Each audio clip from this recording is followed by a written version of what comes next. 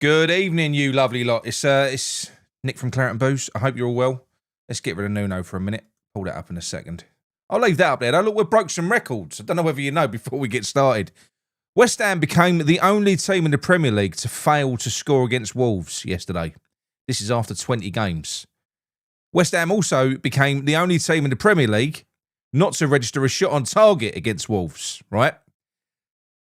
But that weren't enough. West Ham also became the only team in the Premier League to lose to Wolves. Yeah, well done, Wolves. I meant what I said yesterday. You thoroughly deserve that. And do you know something? When you've got a fight like that, there's always a chance, as however remote as it might be.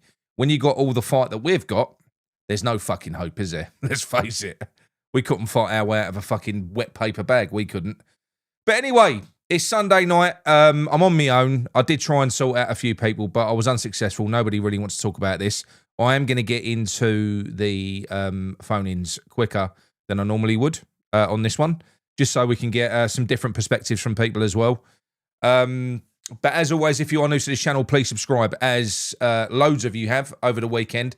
Thank you very much for the support. Welcome aboard. And if you haven't jumped on board, why haven't you? It does really help us. It's the one thing that you can do. Don't cost anything, and it really helps us out. And don't forget, most importantly, drop a like on a video. Feeling a little bit, not better about West Ham, just better in general, really. I woke up this morning. I don't know how you lot felt, but I felt fucking awful this morning. I felt worse. It was like a realisation hit. That was a real rude awakening yesterday. I thought it was a real smack in the face. Was I expecting to see Nuno sacked? No, because they don't do that, do they? They did it with Avram, but that was once we was basically relegated. This is different. They never do. They always get the replacement in first, let the manager take the morning training session, then the pre-match press conference, and then they sack him after that. It's because we're classy like that. It's what we do. But in Nuno's case, I hope they fucking do that, because I'm not happy with him. I'm not. Did you see the thumbnail? Did you see those? Look, I'm not going to have a go at Potsy. Definitely ain't going to say anything. His son's in the team. But those four people just sat there, and they were sat there for the last 45 minutes. I'm going to stick on that as well, because that, for me, you can talk about players down in tools. Well, that's all right. If a player downs tools, it's not acceptable, but then the manager has to hook them off. A manager can't down tools. He did. For this, I've never seen it.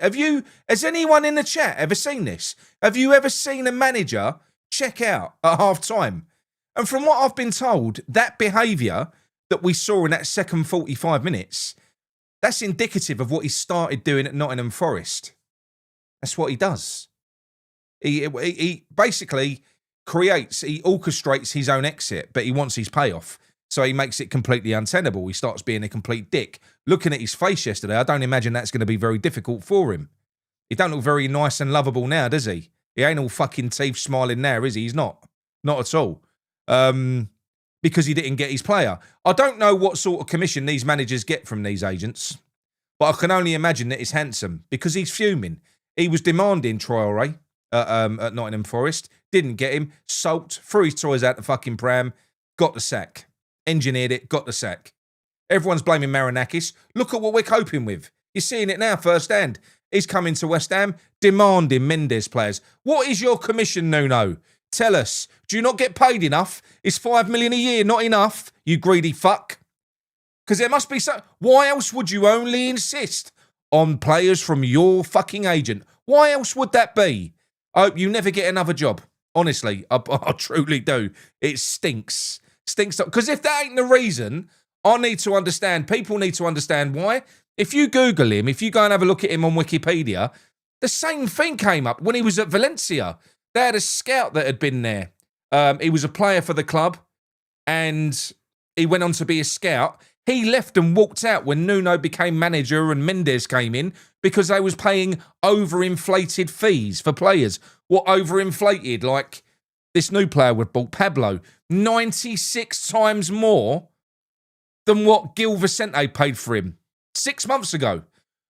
What other player? I mean, he must be some player if he's gone up in that value that much. Do you know what I mean? So, yeah, apparently around about 96 times what Gil Vicente paid for him we've paid for that player.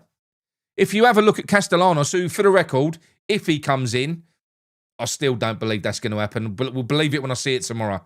But if that one happens, I won't be disappointed. We're massively overpaying for him. I think we're paying double what we should be paying. But he ain't a bad player, that one. He's not a bad player. I think he can help. Something a little bit different. He's a forward. He ain't the best forward in the world, but beggars can't be choosers. He's all right. I think he'll be fine. He might actually suit us. We'll see. Pablo, we'll have to wait and see. Nothing against the kid. Look, he's a West Ham player now. Nothing to do with him. It's not his fault. It was his birthday yesterday. Happy fucking birthday, Pablo. How was that? Sat on that bench, watching that sack of shit that you've got to go. Do you know what? I've said this before, right? And this is why I feel sorry for these strikers. We've all been sat here saying, we need a striker. We need this. What for? We don't create anything.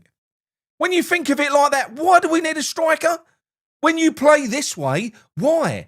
I said it before. If you're in a team and your team's playing beautiful football, you know, playing out from the back, cutting teams apart, creating loads of chances, and you've got a shit striker who's fluffing his lines, well then you go out, you buy the new shiny striker.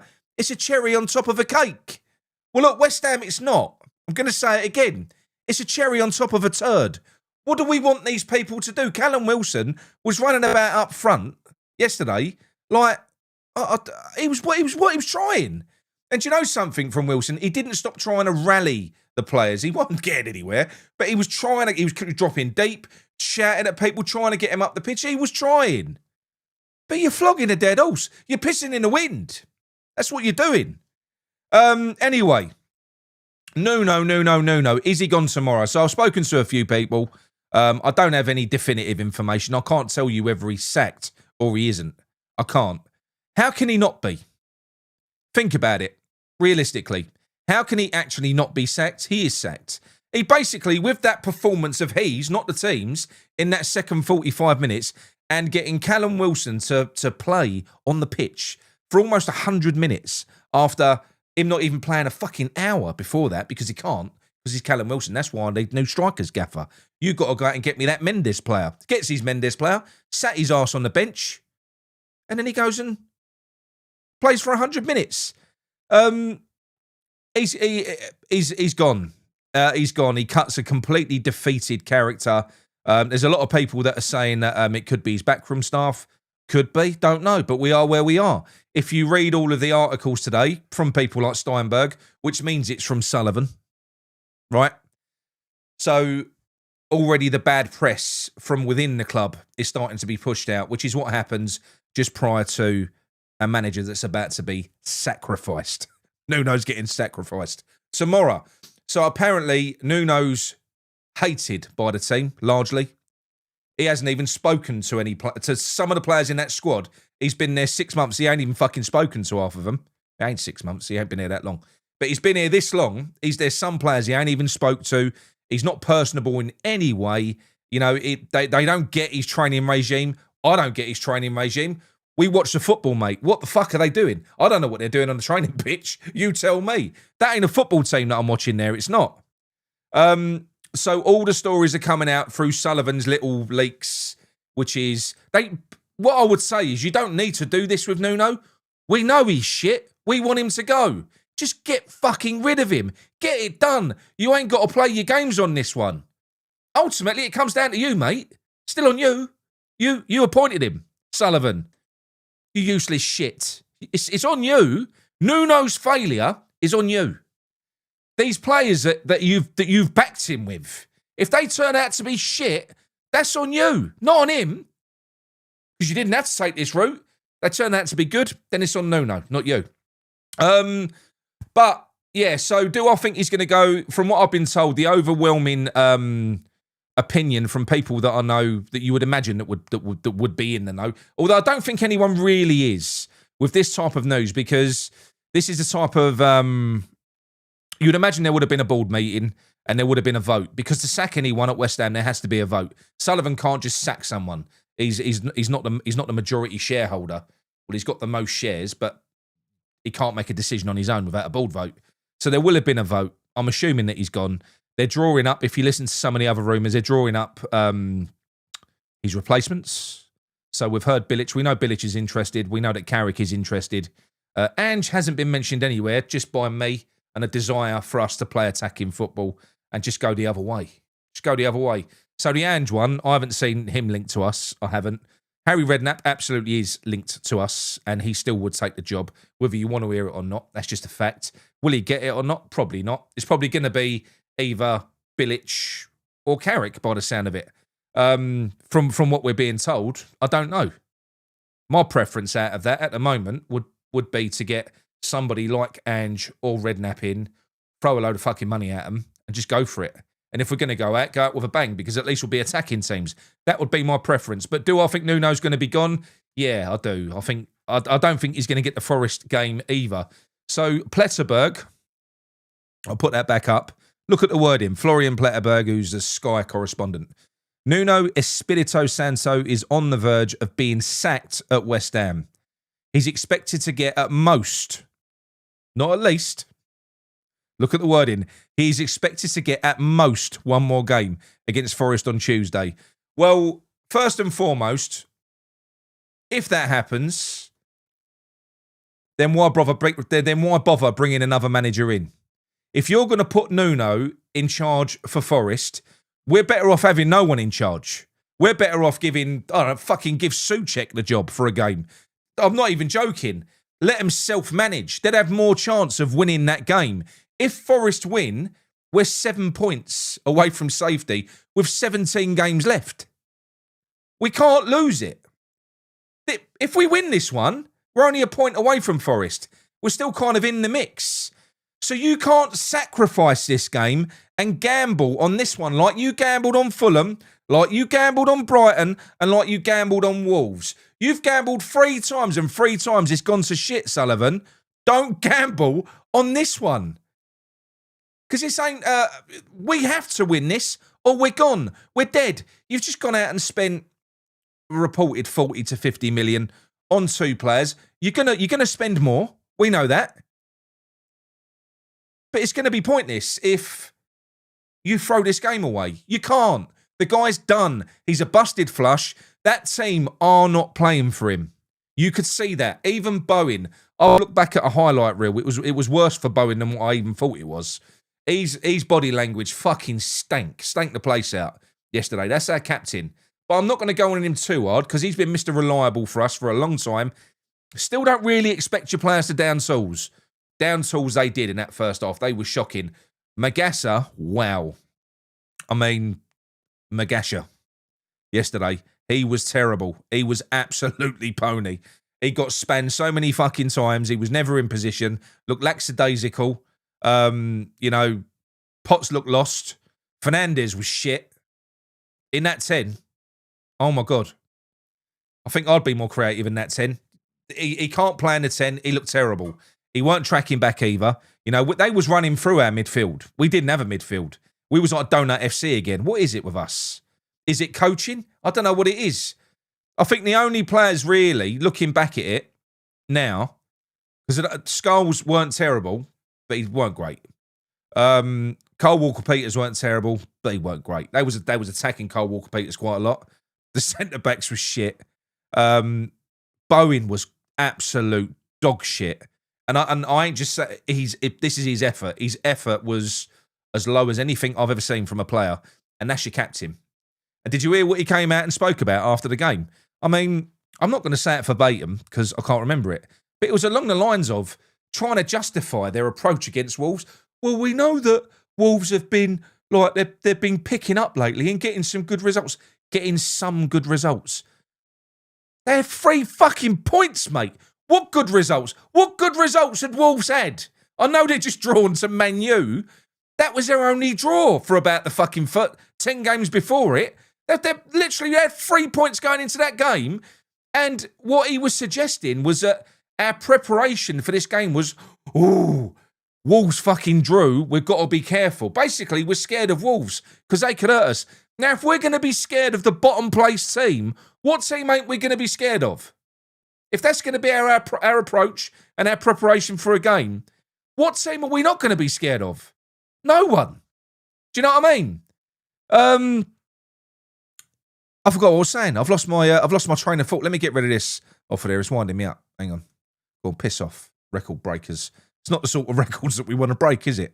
We all called it, didn't we? I don't think I mean, on the day, obviously, West Ham fans are all optimistic and we're all going, we're going to win 2-1, 2-0, 3-1. But leading up to that game, when you look at it, 9 out of 10 West Ham fans would have looked at Wolves' run and gone, fucking hell, mate. They're going to beat us. They are. Because we're that team, aren't we? We are. If you need something, if you need a goal and you're a striker, play West Ham. If you need a win and you ain't won in 10 years, play West Ham. That's who we are. That's who we are, mate. We've got to get Ange. Go and get Ange in. That's what I think, anyway. Make it interesting. Now, what was I talking about? Yeah, so Bowen. Bowen saying what he was saying, and then he went on to talk about his captaincy. Look, I feel sorry for him, all right? I do feel sorry for him because he's not a leader, he's not a captain, but he's been a great player for us. He is a great servant for us. I do believe that he loves the club. I think that armband has killed him. You might as well put the armband around his fucking neck. It's strangled him. I don't even feel like he's enjoying his football as much as what he was before. He's not. We need somebody to come in, take that off him, and just, better off playing with no captain than Bowen. Don't have an armband. Make someone earn it. I did that once when I was a manager for the under-13s. We lost our captain. I made the boys earn it for 6 games. I said, go out there and fucking play, and I want to see. I told them what sort of characteristics that I wanted, what a leader was, and I said, go out there and fucking earn it. Show me you're a captain. It's good. Caused a few arguments, but that's. Do you know what I mean? Every player on the pitch should be a captain, really. It's only a fucking armband, but it does symbolise something, and it definitely shouldn't be wrapped around the arm of one of the, sorry, Bowen again, one of the meekest players that we've got. He is quite meek. He's not going to bollock anyone. He's not. That's not his way. It ain't his character. It's not. Just get it off him, honestly. Then he went on to say, that don't worry though, because we're going to work on it on the training ground and we're going to put it right. So that's good. That's filled me with loads of hope, Bowen. The same fucking PR shit we hear after every defeat. The same thing gets churned out. Change the fucking record. That's what I'll say. It's getting boring. Right now, look. I will take some phone calls. There is a player as well. Don't get excited. It's a defender. I'll tell you now. There is a player. There's a name. I've been given loads of names. I haven't been sharing them because you'll take the piss out of me. But I've been given a name. I don't know whether we'll sign him. I haven't got a clue. But I look at all these players when I get given names. And there is one name where I've looked at him and I've gone, oh my fuck. If we sign him, I don't get excited by defenders very often, as you know. I prefer attackers. But this defender, if you talk about pace, he's great in the air. Pace, he can carry the ball. He's got good technical ability. He can dribble. But in terms of his defensive characteristics, I've never seen a player as aggressive as this. I've never seen a player as aggressive as this player. He's a fucking animal, a monster, an absolute beast. When he wins a tackle, he wins it, but it's like an old-fashioned tackle where you get 30% of the ball and 70% of the man. Every single time they feel the challenge, never pulls out. He's fucking mustard. And when you look at what we looked at the other day, where most of us said, oh, where's the, no yellow cards in that game the other day. That's the other thing. Not a single yellow card against Wolves. None. Where's the fight? So we need fight. We need that kind of Alvarez type player in our team. Funnily enough, talking about Alvarez, this player plays for the same team that he currently plays at. His name is Jaden Oosterwolder. I think that's how you say it. Google him after. Have a little look. He's Dutch. He's 24 years old. He's a fucking animal. And I mean, he's got everything. This kid's great in the air. He's a big, tall player. He is rapid, fast. No one's getting away from him. And he's aggressive. I mean, this kid will fight. He'll fight. Stick him in a room. I think he'd fight on his own. He's aggressive. So imagine having him and Sadibo, completely different. Apparently, there are some concerns around Cresswell within the club. Now, look, I'm not being funny. I do share these concerns because I would like Cresswell. I would, but I feel like dropping him into our defence, I don't know. I still think that we should sign him, but not as a not. I don't think he's what we need now. He isn't what we need because he's great in the air. That's kind of where you draw the line with him at the moment. He's amazing in the air, brilliant in the air. He's shit on the deck, terrible on the deck. He's got awful passing. I think he's in like the bottom 2 to 5% of all defenders in Europe for short and long range passing. Well, fuck me, we're a direct team. We're going to be playing, switches and things like that. If we're aiming to a target, man, they've got to be accurate. Yeah, that's so. I'm not writing him off. I'm not saying I wouldn't want Cresswell. I would, but if you listen to Leeds fans as well, they got rid of him for the same reason. They found him quite cumbersome and quite clumsy. What do we call Kilman and fucking Mavropanos? They're cumbersome and they're clumsy, aren't they? So, yes, great in the air. He does show great leadership, Trudge. And like I said, I would take him. But do me a favour, people. In fact, even if you do want to drop out for a second and have a look at this player, but someone like this, I didn't even know this type of defender existed anymore. But yeah, his name's Jayden, Jayden. Surname is Oostewolde. Fucking hell. Scary defender. And a leader. An animal. Might get sent off. Don't know. But I'm all for it. Anyway, if people do want to phone in, now is your moment. So give us a shout now, and I'm ready to go. But how are you all feeling anyway now? Have you all kind of calmed down? Is it all have you oh, here we go.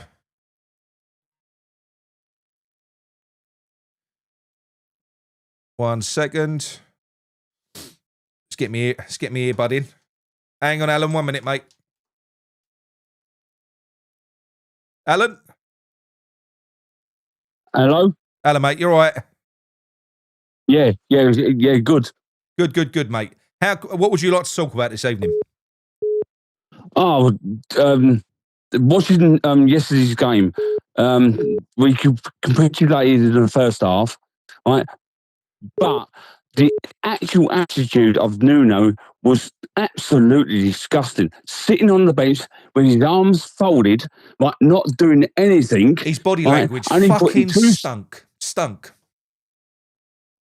Yeah. He just sat there, put 2 subs on at half time, right?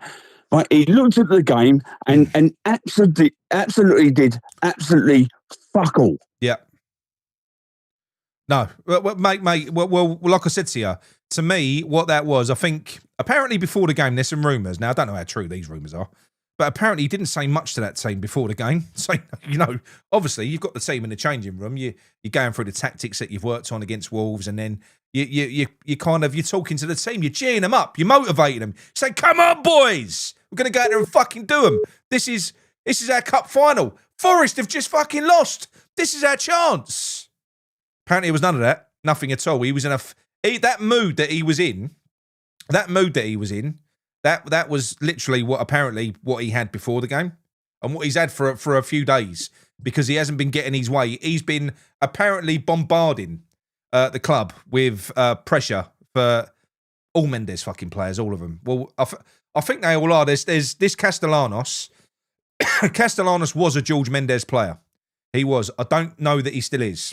There's conflicting information over that. This is the one that we're apparently supposed to be signing tomorrow. Leeds are also interested in that player. Apparently, there's news that they might be intervening. But yeah, he's been bombarding them, and he's been sulking because he wants these fucking players. It's what it all boils down to. What we're seeing now, everyone called Nottingham Forest thing. From the outside in, it's like what we went through with Moyes.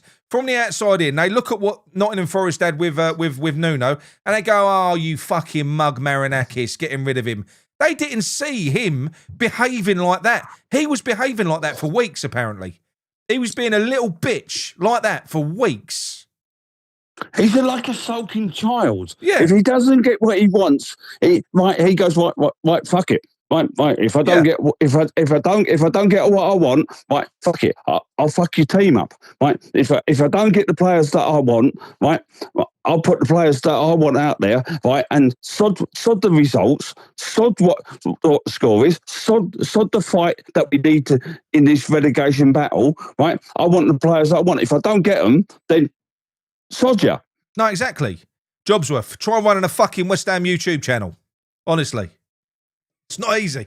Yeah. It's not easy. But what Jobsworth said was, I'm honestly so fed up trying to be motivated every week for this constant shit. Mate, I know. I feel your pain. It ain't easy, is it? It's not. I'm back to dreading. I'm back to dreading. I was dreading that game. The Wolves game, I was dreading it. Absolutely dreading it. I didn't want to watch it. I kind of half. I actually said to one of my mates at work, "We're going to lose this." Yeah, right. We're the team that Wolves are going to get their first win, and it was so true. The way we played in the first half, I watched it and I went, "Oh my God!" Right, I was literally trying to throw things at the telly. I went, "My God, well, how can you play this shit?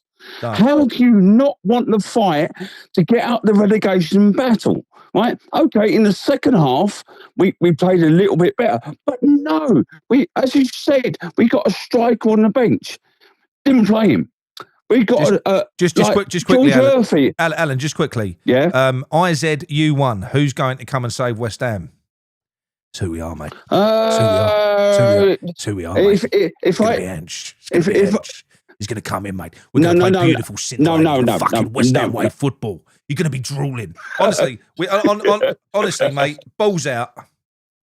Ange. Do you know something? This is probably, it won't happen. It's not going to be Ange. Don't worry. Don't panic, people. But I'm saying this is probably the best way for Ange to be introduced into a club, because we don't want him to defend. We just want him to attack. We don't want balance. I think this is the perfect scenario for Ange Postecoglou to take over a team. Come in, say, Ange, we need to win fucking games, mate. What players do you want? Well, I want this one, and this one. Go out there, buy them, say, fucking go, baby, go. Drill, baby, drill. That's what you got to say to him. Yeah. Don't be wrong. I would love Ange in charge of our team. Right, because it would be totally attacking football. Right, the other one, I would love H. I would absolutely love Redknapp to come in there. As you said earlier, right, there is no better manager that can motivate players, that can lift their game, right, than H. Right, it's either one of them two. Look, it's got to be a man manager, because that team look broken. I don't think that we can expect, because the new manager bounce don't happen with West Ham at the moment. And I think part of that is because of the type of people we're bringing in. Well, you need to bring someone in who's a bit of a fucking people person for a start. You've got to. These players look a little bit broken. They look a little bit lost. They're probably fucked off with West Ham. Don't want to be there anymore. You need someone to come in, make it a bit fun again. Do you know what I mean? I feel like that's just where we need to go. They do. I'm pissed off with the players because they put no effort in yesterday.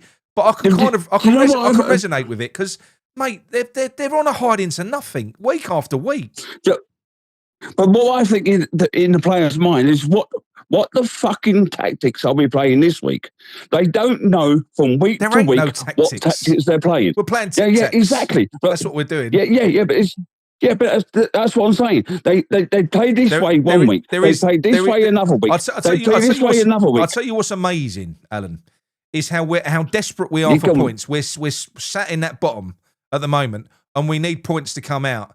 And how, because no game's over till it's over, right? So and they're all the same, these fucking managers. So Dyche, I'll put this on Dyche. I watched the Nottingham Forest game. They was playing Villa. Well, it was 3-1. Yeah. Right? Now, anything can happen in the last 10 minutes of a game. It's 3-1. Of course you can. If you nick a goal, it's 3-2. You can go and you can get something. Well, at 82 minutes, Sean Dyche took his only striker off and they consolidated a 3-1 defeat. That is it. All of these managers do the same thing. They've got no bollocks. If you look at Leeds, Leeds don't know their beat. Leeds could be fucking 4-0 down at 80 minutes. They'd still be pushing. They would be. Yeah, but why do you pay Callum Wilson for 90 minutes when you've got a young striker on the bench that needs Premiership minutes, right? And not put him on the bench. Why do you rush through the transfer so he can play in that game, Well, right? And not put him on? I think they saw him in training before the game. They had him training and thought, oh, fuck. Callum, everything I said about you, I'll take it back, mate. Right, you're getting a full game on this one. I don't know. It's weird because he did train before the game and he didn't get any minutes. I don't know. I can only imagine it weren't the best training session. Alan, anyway, mate, lovely to talk to you. I've got loads of other calls I want to get back to. And you. Yeah. All right. Thank you, Nick. Cheers, mate. Ta-da. Bye-bye. Right, hang on. I've got a few I can phone back. 1 minute. Who we got here? Phil, you phoned me, didn't you? Why can't I see you on here? You're phoning to be as a representative. Phil, you can be a representative, my son. Of course you can. Hello? Hello, is that Phil? Yeah. How you doing? Oh, fuck me, you sound happy. I'm all right. You all right? No. Yeah, I'm not too bad. How you been enjoying the football, mate? It's been good. It's been good, isn't it? Yeah, wonderful. Actually, I haven't really watched much of it, to be honest. Well, I've watched the highlights, which doesn't really reflect the full picture. But no, what I said to you, it's pretty. We predicted it, didn't we, 3 years ago? Yeah. So, well, it's certainly going to form. I must admit, as much as I've always said though, because I've been fighting against this. You know, I've been. You know, I've been trying to. I don't think I ever truly believed that this was going to happen. That we could end up this shit. I don't think I ever truly believed we could end up this bad because we are. We're the worst team in the league. I know the table don't say that. We're the worst team in the league. We are this bad. That's what's frightening, isn't it? We're shit. That's what really is frightening. Bad. We are.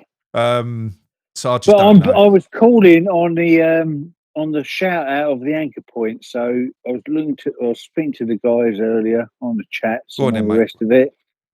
And yeah, I mean, obviously we're into a new year. Not going to make a big thing about it, but we do appreciate how you set that up. And thank you very much. It's helping a lot of people, especially now we're so shit that it's really depressing. Well, it is, mate. It is. It's thoroughly depressing. At least we can vent our anger in a sort of silly way, if you like. Thing is, we don't really get any let up, do we? Because if you think about it, you know, most West Ham fans are working class fans, and the way of the world at the moment, the way it is, not going to get into politics, but it's shit. It's really bad out there at the moment, and we can't even rely on West Ham to give us some light relief. I know, but at the end of the day, it is very disappointing watching that side. And I don't think it's so much the football or the standard of football.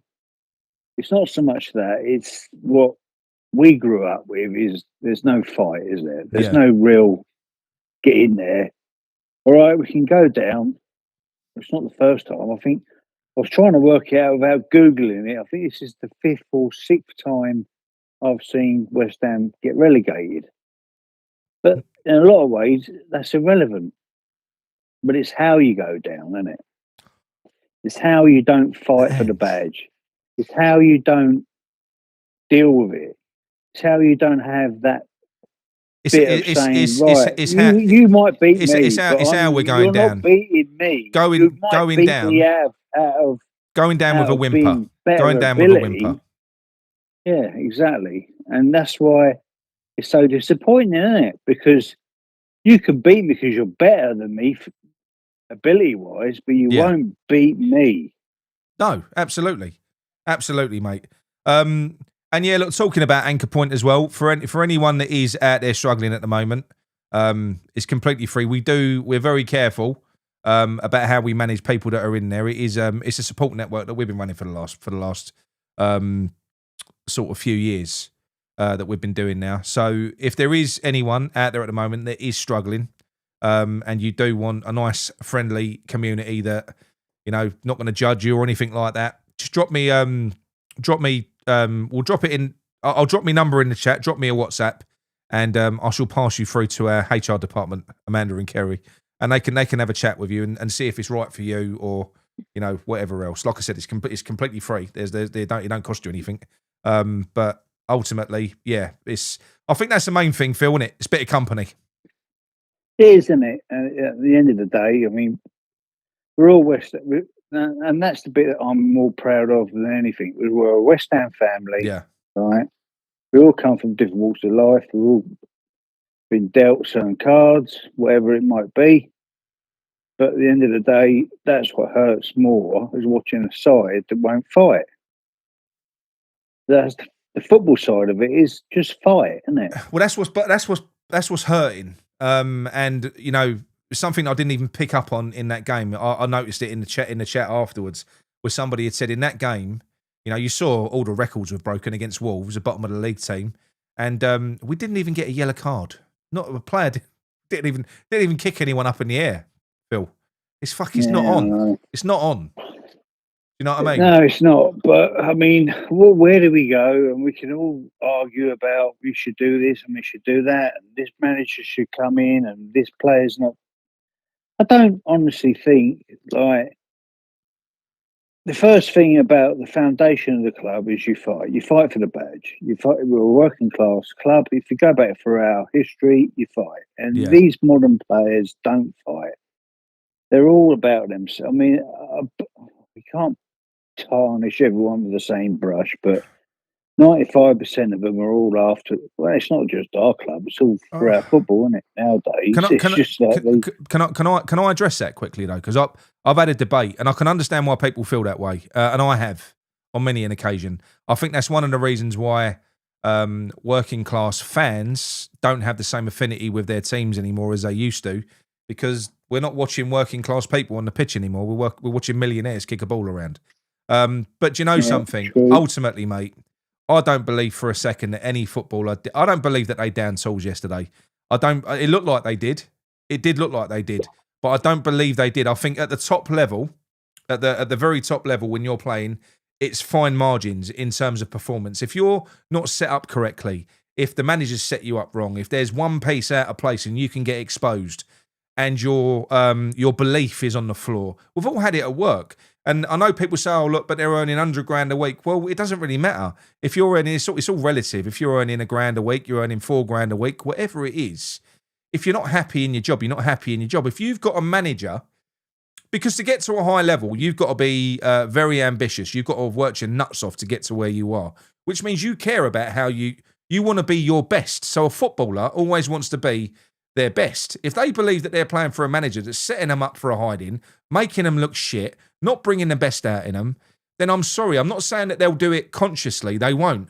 But subconsciously, you will check out. If you're working for a manager in work at the moment, Phil, and let's say, I don't know. But you know what I mean. But you're doing your job. You're doing your job. If you've got a bloke that you're working for who's brilliant, you'll go over and above, 110%. You do everything. You'll enjoy your job. If you've got a complete wanker that's managing you, that ain't getting the best out of you, that's making you look bad, do you know what? You'll still do your job because you're getting paid to do it. But you can't perform to the same level because you just can't. And what people do forget, I do believe sometimes with footballers, and I'm guilty of it myself as well, is that we forget they're also fucking humans. They are. They are humans. They and don't forget, most of them, they're silly as arseholes. They're professionals, but all they've ever done is play football. A lot of them are thick as shit.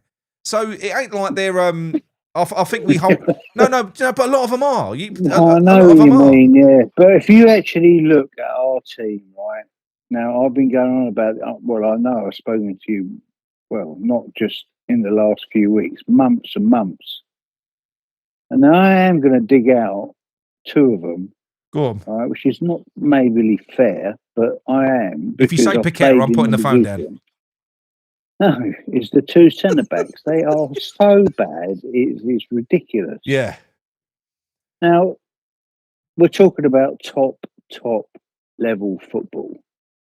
Yeah. And when you're playing at that level, the silly little things I see, maybe most people miss. When you pass the ball out, you need to pass the ball not just out onto the right side of a foot of a left back or right back moving on to the ball. Yeah. Because the timing of it, you've got no time. You can't go and pass the ball on the outside of a right foot of the receiver when it should be the inside. Because the time's not there. No. Now, that level of football, that is bread and butter. And neither of them, to be that, I said to you at the beginning, doesn't this lend he had itself? a bad time, didn't he? But doesn't it he lend had itself? a bad time, that Beto, at the start. And He looked good. He's a player. He looked good, but Phil, he had a bad time. But what you're talking about doesn't this all go back to? Doesn't it all go back to what they're doing on the training pitch? Because they don't look like a team. If you looked, for instance, look at the parallel between us and that Wolves team. Wolves were a team. They all know. They know instinctively the players around them. They know what they're doing, the work they're putting in on it. I said this, and I'm starting to I'm preaching, but I said this before the game even started. The gloves are off for them, right? Well, but they should be for us. No, but they're not down. They're 6 points off us. Yeah, but the point I'm trying to say is they've got into games now, and you can see it. Whereas just go for it. Yeah, but I've been watching. I have been watching them. We should be saying go for it. No, but I've been watching them the same as I've been watching Leeds. And you know something? They've been unlucky an awful lot this year, Wolves. They have never let their heads drop. They've had some games where they've been winning and they let it go right at the end. They've never let their heads drop. They haven't changed. We're fucking gutless. We're absolutely gutless. In fact, where's that? So ask yourself then, where's that coming from? Well, it's coming from the manager, mate. Look at the way he's setting us up. He's setting up to contain a 3-1 defeat. There you go. So you're 3-0 down, and what happened? What did he do? What did our manager do to inspire our team and rally the troops in the second half? We went 3-0 down at half time, so what did he do? He did nothing.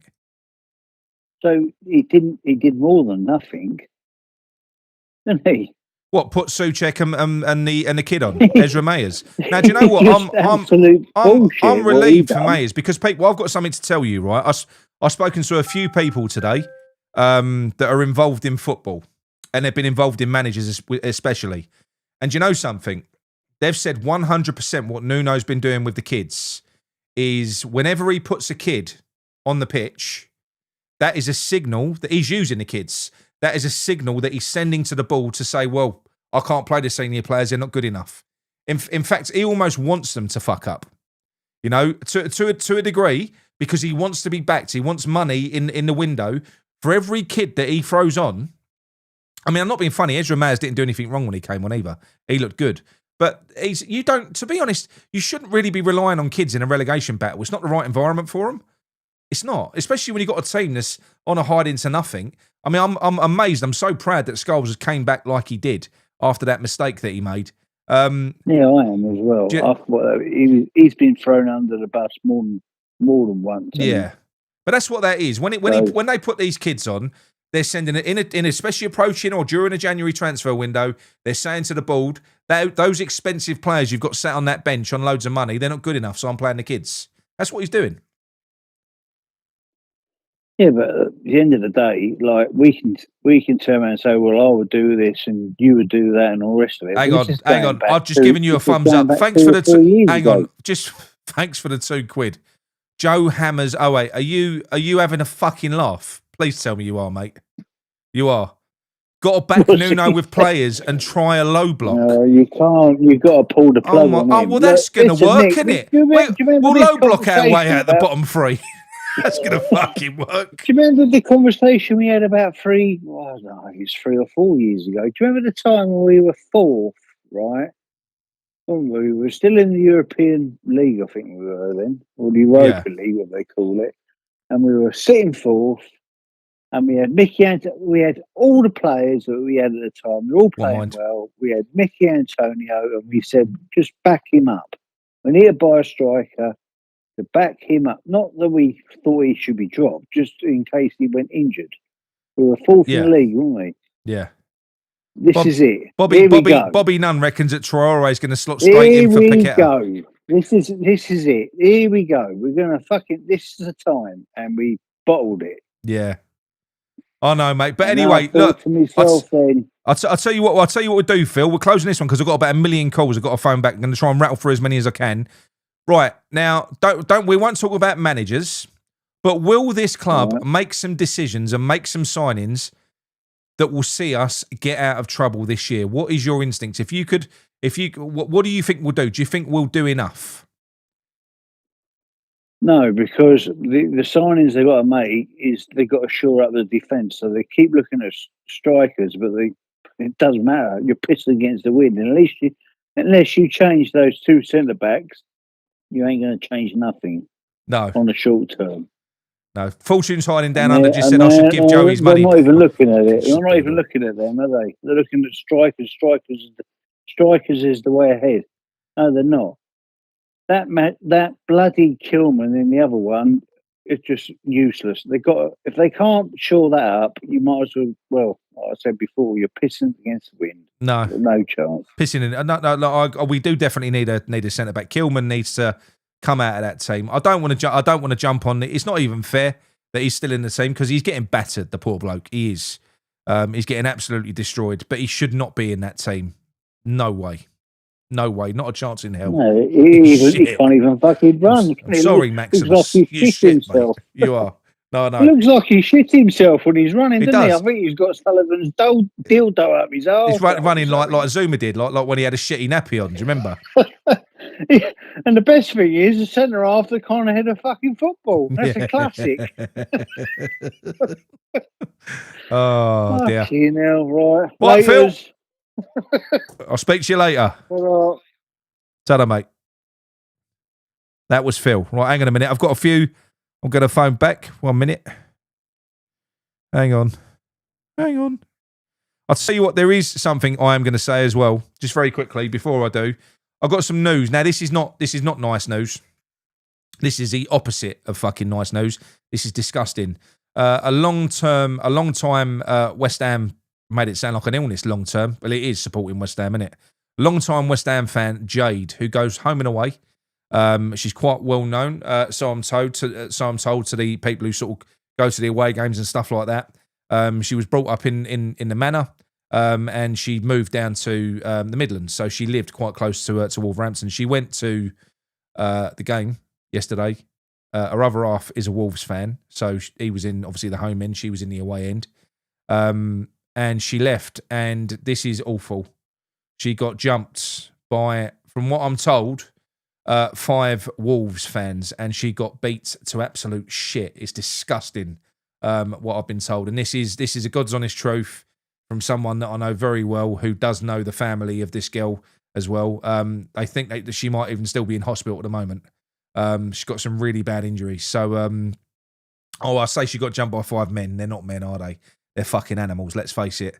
But listen, Jade, I hope you make a swift recovery, and I hope whoever did that gets fucking brought to justice, because that's disgusting. I'm not going to mention your surname because I don't think it's right, but just sending love to you, and I hope you make a swift recovery. I'm really, really sad and disgusted to hear that. And look, and I'm sure that's not representative of all fucking Wolves fans, but 5 men jumping on 1 woman. What is that all about? Jesus Christ. So yeah, sending love to you. Hope you make a quick recovery. Right, let's phone the next one. Where are we? Hang on. I'm just rattling through numbers here now. There's loads that have phoned in. Hello? Hello there. It's Nick from Claret and Booze. Hello? Hello? Hello? Okay. All right. Fair enough. She phoned me. All right, okay. Let's phone Barry.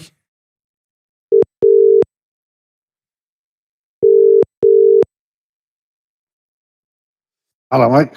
Hello, Barry. How you doing, Hello. mate? Oh, bloody marvellous, you. I'm good, mate. I'm good. How are you enjoying life as a West Ham fan at the minute?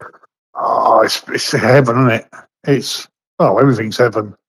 I know. I turned off yesterday. I couldn't watch that no more. How far did you get? If you're going to play first half. Oh, yeah. Mind you, nothing really happened in the second half, mate. I'll tell you all that happened in the second half was Wolves sat back because they'd won the game and we got on the ball a little bit more, but we did nothing. We did nothing. We still had no shots on target. Mad. Yeah, unbelievable. But yeah, I don't know. I don't know what the answer is. You say they keep on slaughtering Owen, which is fair enough. I'll get that. He ain't a leader. We haven't got a leader. He's not a leader. No. There's not one leader on that pitch, is there? I must admit, I do feel bad for him because he shouldn't really be in that position. He shouldn't. He don't. You know, I'm sure he doesn't want to. He ain't going to give the armband up. But I think we're at the stage now where it needs to almost it needs to be taken off of him now. Because mate, it ain't helped his game. He ain't got better since he became captain, has he? No, I don't think so. I think he's gone the other way. Yeah, I really do. I mean, I just didn't get it. You know, let's go back to the team he picked. All right, them centre halves. Not so much. I can put up with a Greek fella, but that Kilman, he's dog shite, and he's absolute dog shite. I mean, I'd rather put the kids in because you might get a bit of fight out of them. Yeah. But I don't know what he has been putting the kids in. Yeah, but I mean, the other day, I'm not going to go Tuesday. I'll give me tickets to someone else. Yeah, they can suffer it. I can sit indoors in a warm. I don't give a shit now. I'm not being funny, mate. It's the best seat in the house. You're probably just as close to the pitch as well. Yeah, but now I watched it. But I mean, you rush through and buy a striker. You put him on the bench. Yeah, you're 3-0 down. Second half, you give him a run out. That's what I would do. Well, just for the fans, just for the fans that travel down there. Do you know what I mean? It might have given them at least something, some reward for that journey. It was freezing cold as well down there. I know a few people that went. So at least give them that. 15 minutes of the new striker, just so they can have a look at him. Do you know what I mean? It ain't going to be no mercy. I felt sorry for Wilson actually taking him off. He did. I actually felt sorry for Wilson. He didn't come off. Oh, no, sorry, no, he didn't. No, didn't he go? I thought he come off because I didn't really watch. He played. He ain't played any more than an hour all season because Nuno's been saying that he can't play any more than an hour. We bought him his new striker, and he played 97 minutes with the new striker set on the bench. That tells you everything. Something's not right over there. I mean, even with the manager, something's not right between him and the board. We know what the board are. They're just shit bags and always will be. Yeah. But there's something not right with that manager. It can't be. Well, there's definitely something not right with the manager, mate. I think that's quite clear. There's definitely something not right with him. He's dodgy as fuck. I turned off a second. I started watching it. And he's your manager, and he's just sitting there. You just think you got a fucking face like a fucking bulldog chewing a wasp. I can understand because your team's losing, but get out there and motivate them. At least try and motivate them. There was nothing. Look, at the end of the day, when you're a manager, mate, you can't do what he did. You've got to be out there fucking screaming, gesticulating, trying to rally the troops the whole way through. He can never turn around and have a go at his players now for downing tools after what he's just done. With that display that he showed there, he was like a fucking child in the second half. He literally sat on his arse, came out with a face like thunder, sat down, crossed his arms and sat there for 45 minutes and only got up to walk down the tunnel with his head down and ignored all the travelling away support. Absolute wanker. Go over there, admit what you've done. Have it out with them. Let them shout abuse here. You know you're going to get it. Go over and face them. Be a man. Not just sit back and, that's all right, we've lost the game and, it's unacceptable. Every fucking game's unacceptable. Every game. Yeah. When can you, I can't even last time over there, went over there and said, well, I was away to a Newcastle game, unfortunately, but that'd probably been the last game. But every game like that, when's it been acceptable? Because it ain't been to me. It was like Phil said in the last call. Phil said, basically saying, you can get relegated. He's seen us relegated. He thinks 5 times. He thinks he can't say, but he said, you know what though? He said, go down with no fight. And this is the way we're playing, the way we're setting up, and I do put a lot of it on that as well. What listen, when people say there's no fight and desire from the players, they are set up to not press, which basically means don't chase after the ball. That's what that is. So if your manager is saying sit in your shape and just keep moving across the pitch like crabs to stop, to just so there's no gaps in between, your manager is telling you not to be energetic, not to go after the ball, not to tackle, not to do this. So in a sense, it's all coming from the fucking manager. Yeah. I mean, they got Forest Tuesday. Yeah. If they get the other striker in, I'll play both of them. Yeah. Fuck them, throw them up front. You've got nothing to lose. Well, look, I'm not being funny. Wolves in the second half had two forwards up. They had two forwards. They had that Arocadore, that fucking monster they had, and they brought on Larson. So they had two. They had two up top. I don't know what the answer. Oh, I know what the answer is. Look, I'll put a comment on it early on. The thing I'd do, I'd accept we're going down now. That's it. Yeah. I'll get someone in there, someone who wants to come and manage that club, and manage them, and start building them out for next season. We know we're going to lose a lot of players, and a lot of them can go anyway with my blessing. And get some you want a couple of experienced players. Down forward, look at who they let go. Corfu. Do you know what I'm worried about though? Because you can go one or two ways when you get relegated. Yeah, so you can go out. I know what you're going to say. No, but you can go out. You can go and get your Michael Carrick, who plays good football, and then you can go out and get a load of young players, and you can use your academy, and you can try and come back up through the Premier League playing that way, which a lot of our fans will be engaged with.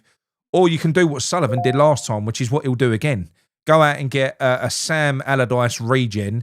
Go out and buy a load of fucking 32, 33-year-old past it players and just play hoofball your way back into the fucking Premier League.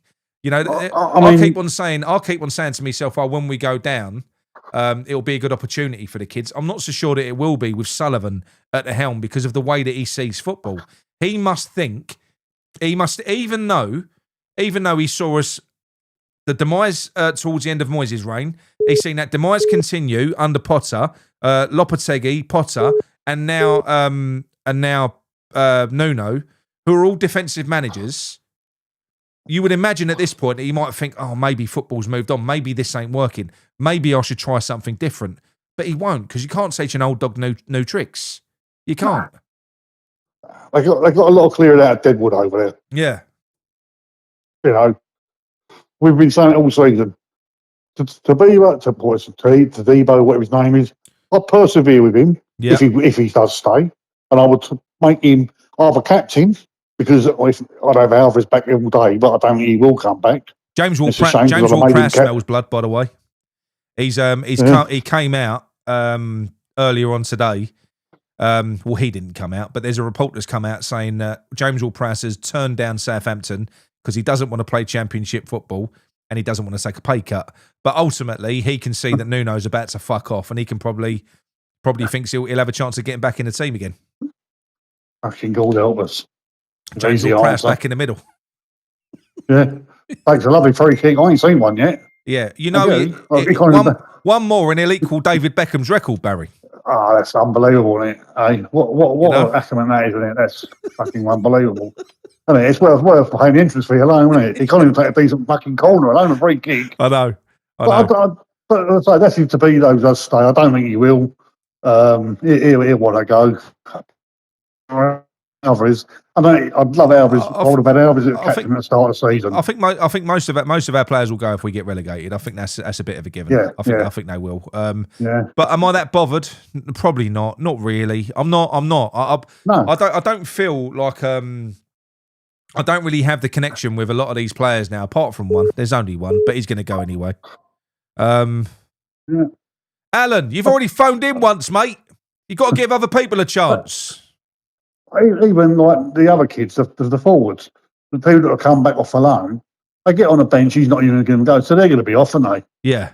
The two young boys, I don't know one's just come back from Bristol City at the start of the season. And I know one of them got injured. Well, you got Urfi. You got Urfi. Who there was talk of Urfi us letting him go in January. I mean, that would be fucking mad, because these boys that we've got in the Championship, you could be looking at our midfield next year. You could be looking at Urfi, Obviously Potts, and what's his name? I can't think of his Who's the name big now. fella? Canty? Kansai He's as a well. better unit, isn't he? He reminds me of old, remember the old wardrobe used to play for us? He's fucking massive, mate. Up a D-op. You know, he's quick and all. When they brought him on, they was using him to run into the channels, and he was pretty quick. He was rapid. I think I'll tell you what, Barry. While you're on the phone, mate, you're a season ticket holder, obviously.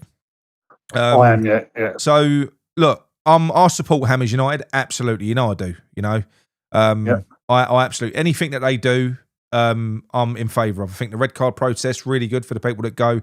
You know, it is quite impactful because it's getting picked up by the media. But I'll support anyone that will do anything by way of getting these people out. I genuinely will.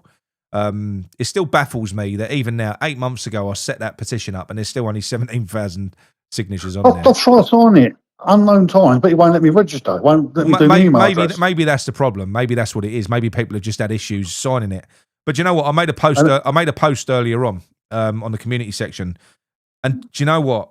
I think it's all worthwhile. I think everything everyone does, keeping the pressure on, is worthwhile. Yep. But you know something, mate? I do think there's only one thing that makes him go. I really do. And that's going to be once that stadium's empty. I think if people stop going over there, I do think that I do believe, and I ain't putting pressure on. I don't think, look, if you want to go, you go. I'm not saying that. I'm making a statement. That statement is, if you want Sullivan to go, I think the only way that happens is if that's 2/3, 3/4 empty, because for anyone who's not in a seat, they're not buying a beer, they're not buying a fucking hot dog. It looks awful for them on TV. They're going to be thinking about the following year. Shit, what we going to do? You know, like if more and more people are going. Personally, for me, I think that's what I said, and it wasn't me telling everyone you can't go anymore or anything like that. I was making a statement saying there is one way that we could get this bloke out if you wanted him out quick, and that's basically fucking this team off for a month or something like that. Well, there is another way. Getting to that bird of his, shag him one night, and that'd be that. No, not you. Let him shag her. That'd be the end of him, wouldn't it? He'd be 6 foot under with a bit of fucking luck. That'd be the last fucking thing he ever does. That's great, isn't it? Get into her. That's what you got to do. Get into her and say, you wouldn't mind giving him one tonight, would you? That'd kill him off. A bit of luck. I don't know. I'm sorry. That's what it's come to. I hate the fella with a vengeance. I hate his fucking son. Mate, we all do. I'm just worried. I just think this is going to drag and drag and drag. I think he'll go eventually. He will do. He'll go one way or the other. He will. Well, but you know something. If we go down, Nick. But this is the worry, right? So a lot of people are going now, and I was one of them, saying, "Oh, you know, if we go down and this, that, mate, if we go down, I think we're fucked. This ain't like at Upton Park." Right, I think if we go down, I think we're going to fall through the fucking divisions. That's what's going to happen. Yeah. I've got a couple of theories with this. Right, so we go down. He wants to sell. What assets have we got? We got fuck all. We don't own our own ground. The training ground is shit. So what assets have we got? So that's out the window straight away. There's no assets because the players ain't really an asset because they're no fucking good, are they? So that's them. And the second thing, if we do go down, I'll tell you what he will do. He'll lose a lot more season tickets. He'll move everybody down to the front, so you can't see no empty seats. Yeah. Right? Next year, if we was to go up the following year, you watch all them prices go straight back up. Of course, mate, of course they will. I mean, he's a businessman, mate. Do you know? Well, he's a shit businessman. I'll tell you that much. Let's not call him a businessman. He sold sex. Anyone can sell sex. Sex sells itself. You ain't got to be fucking Elon Musk to sell sex. I didn't do that with me. I went skin. Nick. What, selling sex? Fuck on the old rock and roll. Yeah, I tried it for myself. Nothing. Sort of curb on the corner there for about 3 days. Nothing. Really? Nothing. Bus stop four. If he had a bus stop 4 times for me, I don't know, mate. I'm waiting for a pickup. Was you an actor? No, it was like fuck. I can act. I can do a bit of acting, but yeah, no, I wasn't that. Oh, Barry. I used to work for the Home Office. Oh, right. Okay. And I've seen a few professional footballers in my time where I worked. Yeah. Fucking hell. But that's part of it. But no, they're just shitbags. And I boycotted the game they did ask to boycott. I wouldn't go.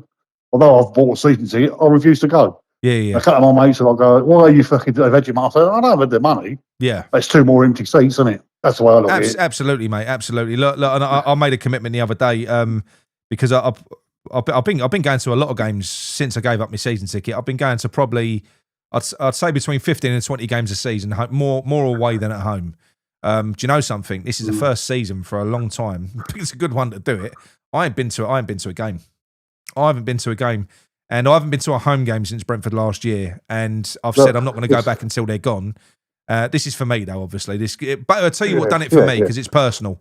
What done it for me was I went over there with my son, and it upset me with my youngest son, Ben, and he basically said, Dad, I don't want to do this anymore. I don't want to come over here. Still went to the away games that year, but he didn't want to go back to that stadium. So I'm not going back until they're gone. I'm not. I don't blame. I mean, yeah. Look, I've been going 50 odd years now, 55 years, maybe more than that. Yeah. And it's you say it's in your blood. As much as you fucking hate everything over there, I hate the place. Even an example, the other night, fucking freezing cold. I was outside waiting for someone to give someone a ticket. I went out to the coffee place. Hello, mate, can I have a white coffee? Yeah. No, we don't sell white coffee. What? Do you do black coffee? Yeah. You got milk? Yeah. I went, well, that's a fucking white coffee, isn't it? Yeah. He went, no, we don't sell it. I went, are you taking the piss? Honestly, I stood there. And I went to buy one, wherever it was, latte. He went, I'll give the money. He went, no, we don't take cash. I went, yeah. He went, we don't take cash. I went, I don't have any fucking coffee, and walked away. Yeah. That's I know, mate. That's by the by. Saying completely shit. But I did message you once if you wanted a ticket. I'll get a spare ticket every game. Yeah, I've not spoken to you since then because you've done that. So yeah, but you can always message me, Nick, if you want a ticket for a game. Honestly, you ain't got to be nasty, mate. You know what I mean? No, you just message me if you want to fancy. If you ever fancy coming one day, message me. The ticket's free. You can have it. Don't cost you nothing. I appreciate that, mate. But no, you couldn't pay me to go in there at the moment. Is the honest truth? But I don't blame people. No, I don't blame. A lot of my mates have dropped off, and they dropped off a couple of seasons ago. And about 15 of us used to go over it. I think we're down about where we sit now. 5 of us. One's over the other side. He thinks he pays corporate, which that's up to him. Yeah. But the rest have all dropped off. Give it up, mate. I know. Going back to season ticket holders that I knew at Upton Park, I now know far more people that don't go than do. That's the trouble. Yeah. So now, like most of the people that I knew that were season ticket holders at Upton Park, most of them now don't go. And it's taken a while.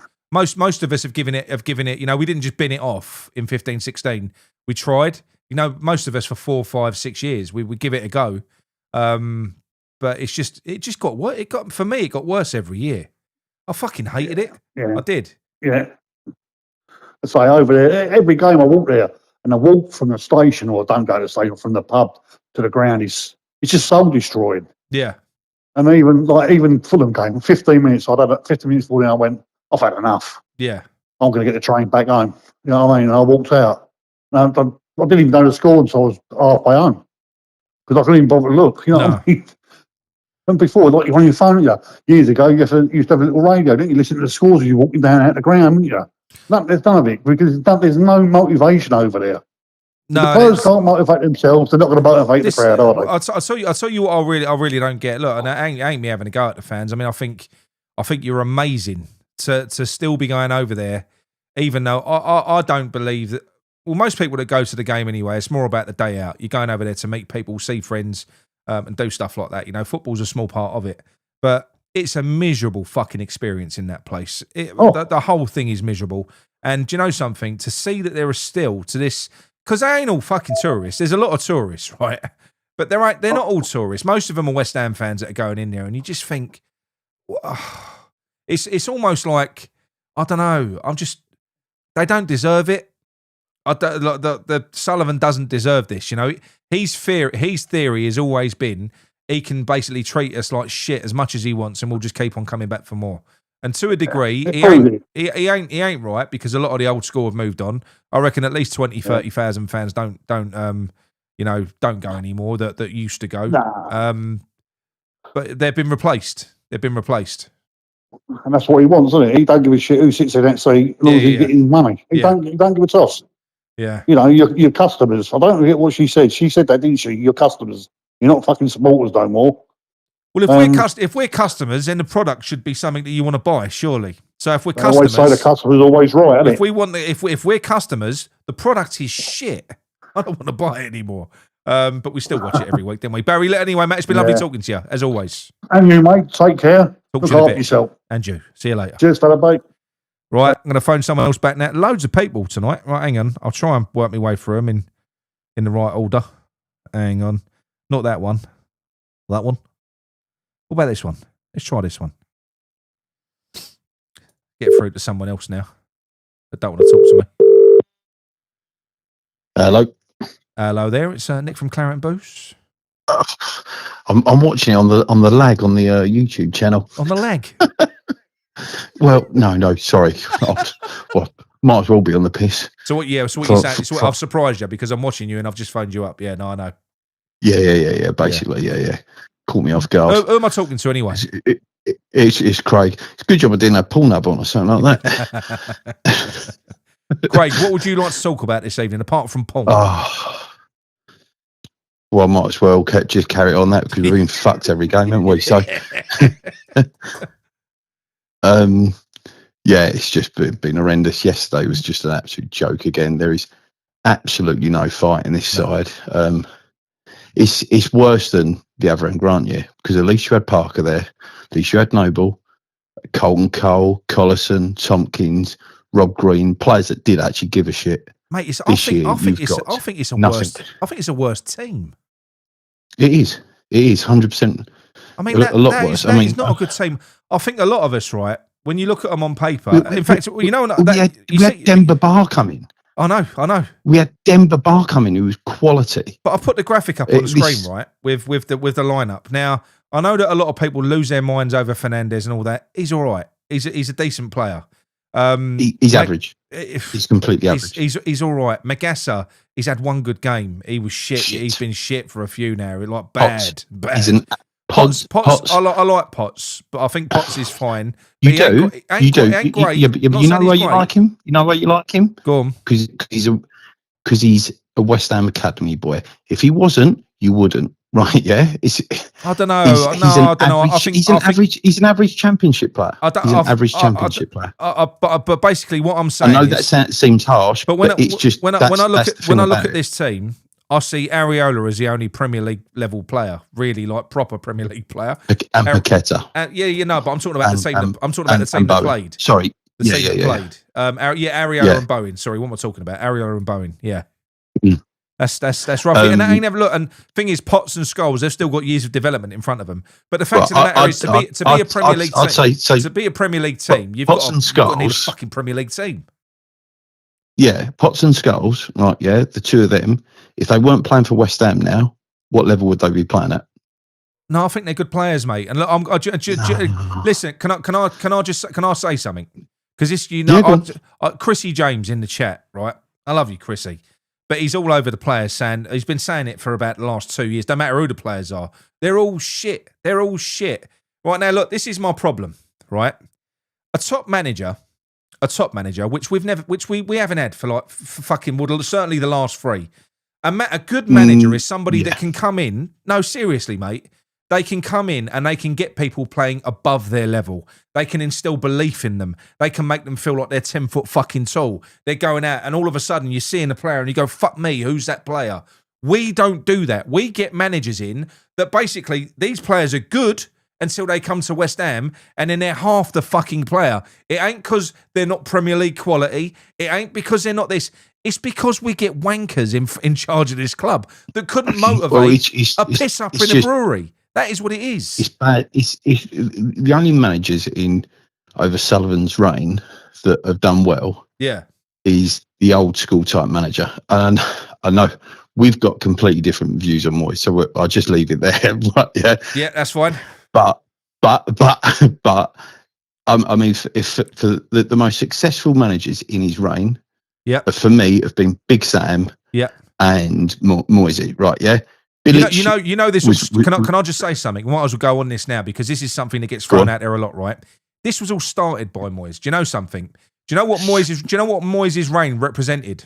short-term gain, long-term fucking pain. When he left us with the oldest squad and the smallest squad in the league. That bloke got out at the right fucking time. That's what he did. Yeah, but I think he was getting so fucked around. Mate, what about the fucking batterings we was getting every week as well? But that represents. No. But that does represent the Moyes reign for me. Short-term gain, long-term pain. He fucked off at the right time. Rebuilt his reputation and fucked off. That's what he did. Yeah. But it's now a couple of put where Nuno. I mean, that yesterday up there was just. I was watching Nuno from over where over the other side where we were sat. Yeah, I was watching over. I've never seen a manager sit down so much, and it was just sat there. Mate, then after the game, straight down the tunnel.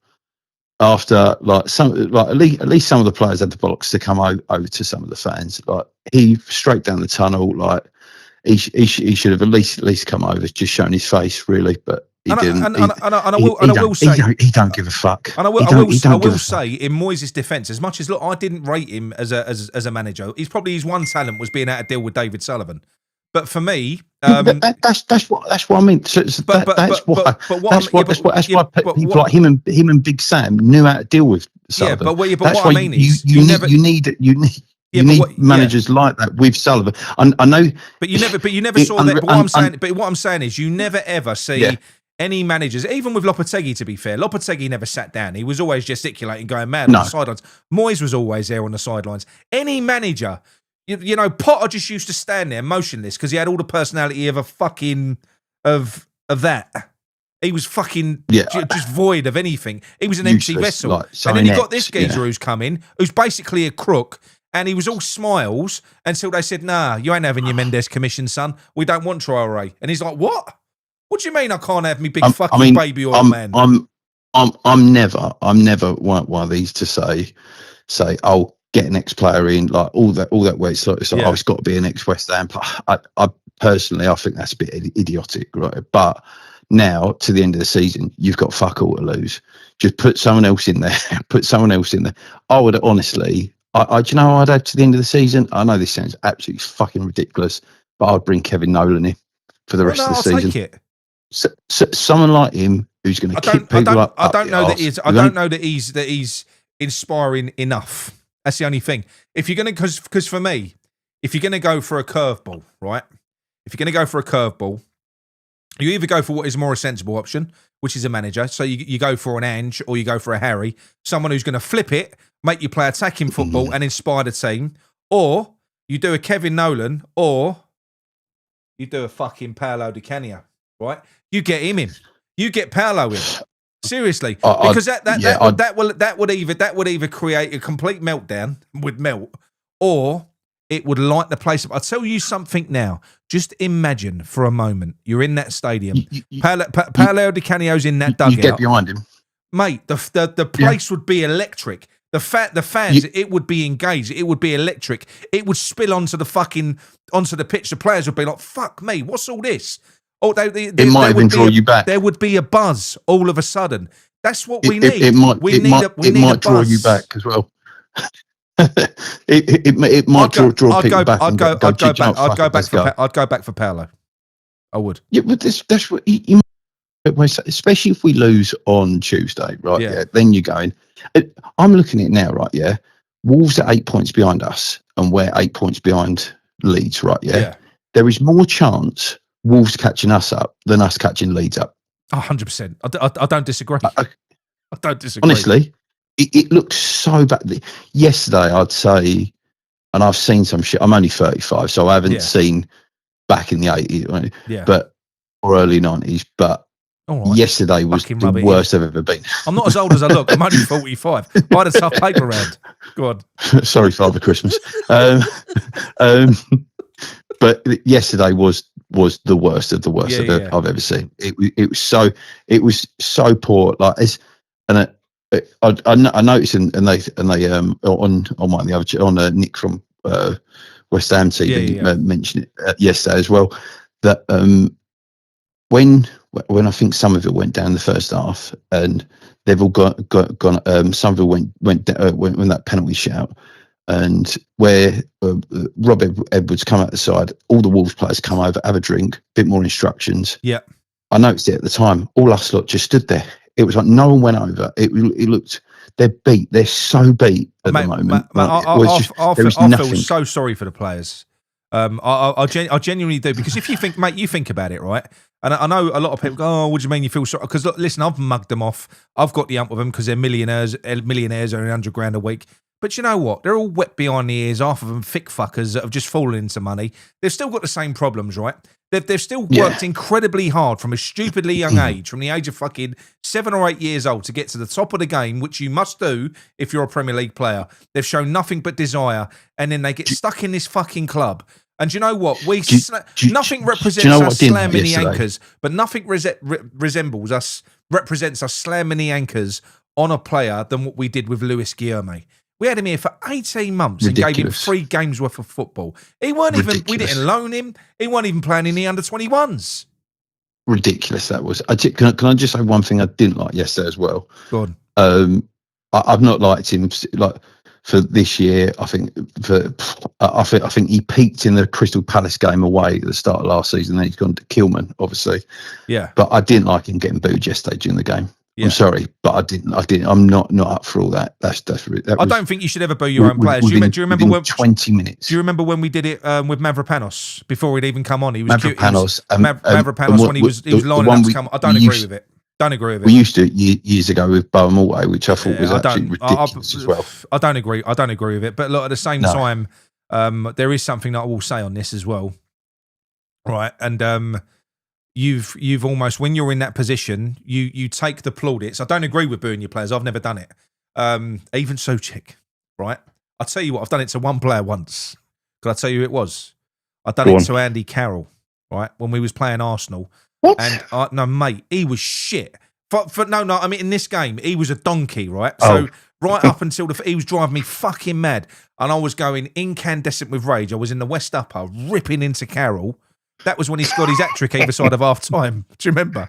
I had to move. I had to move for the second half. I couldn't stand the shape.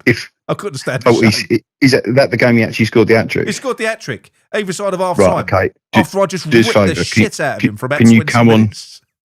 Come on Tuesday night and boo Wilson, can you? Yeah, but I don't agree with it. But what I was saying was, these players, this is what I would say if there won't be any players watching this, but you know something, you can easily turn it around. You'll take the plaudits and you'll take the worship from all of those fans when it's all rosy and you're doing good things.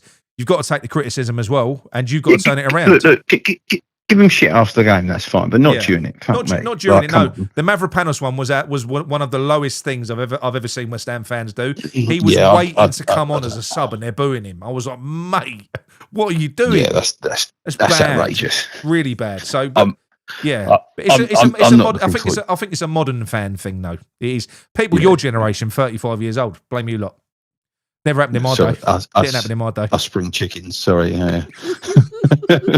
I'll tell you what. I'm not looking forward to Tuesday night. My daughter's already said, no, can I just watch it at home? And I went, yeah, that's fair enough. I'm still going to go, but it's just, honestly, I'm still going to go, but I've honestly thought about it today, thinking, can I really be fucking bothered with it? Do you ever feel like? Would you feel like a little bit of a cuck when you go over there, like you're going over there to watch your team get fucked? Yeah, I'm into that bit. It was like yesterday. I must be into that fucking SMN or whatever it is. I've started talking about Pornhub. I'm going to end talking about it.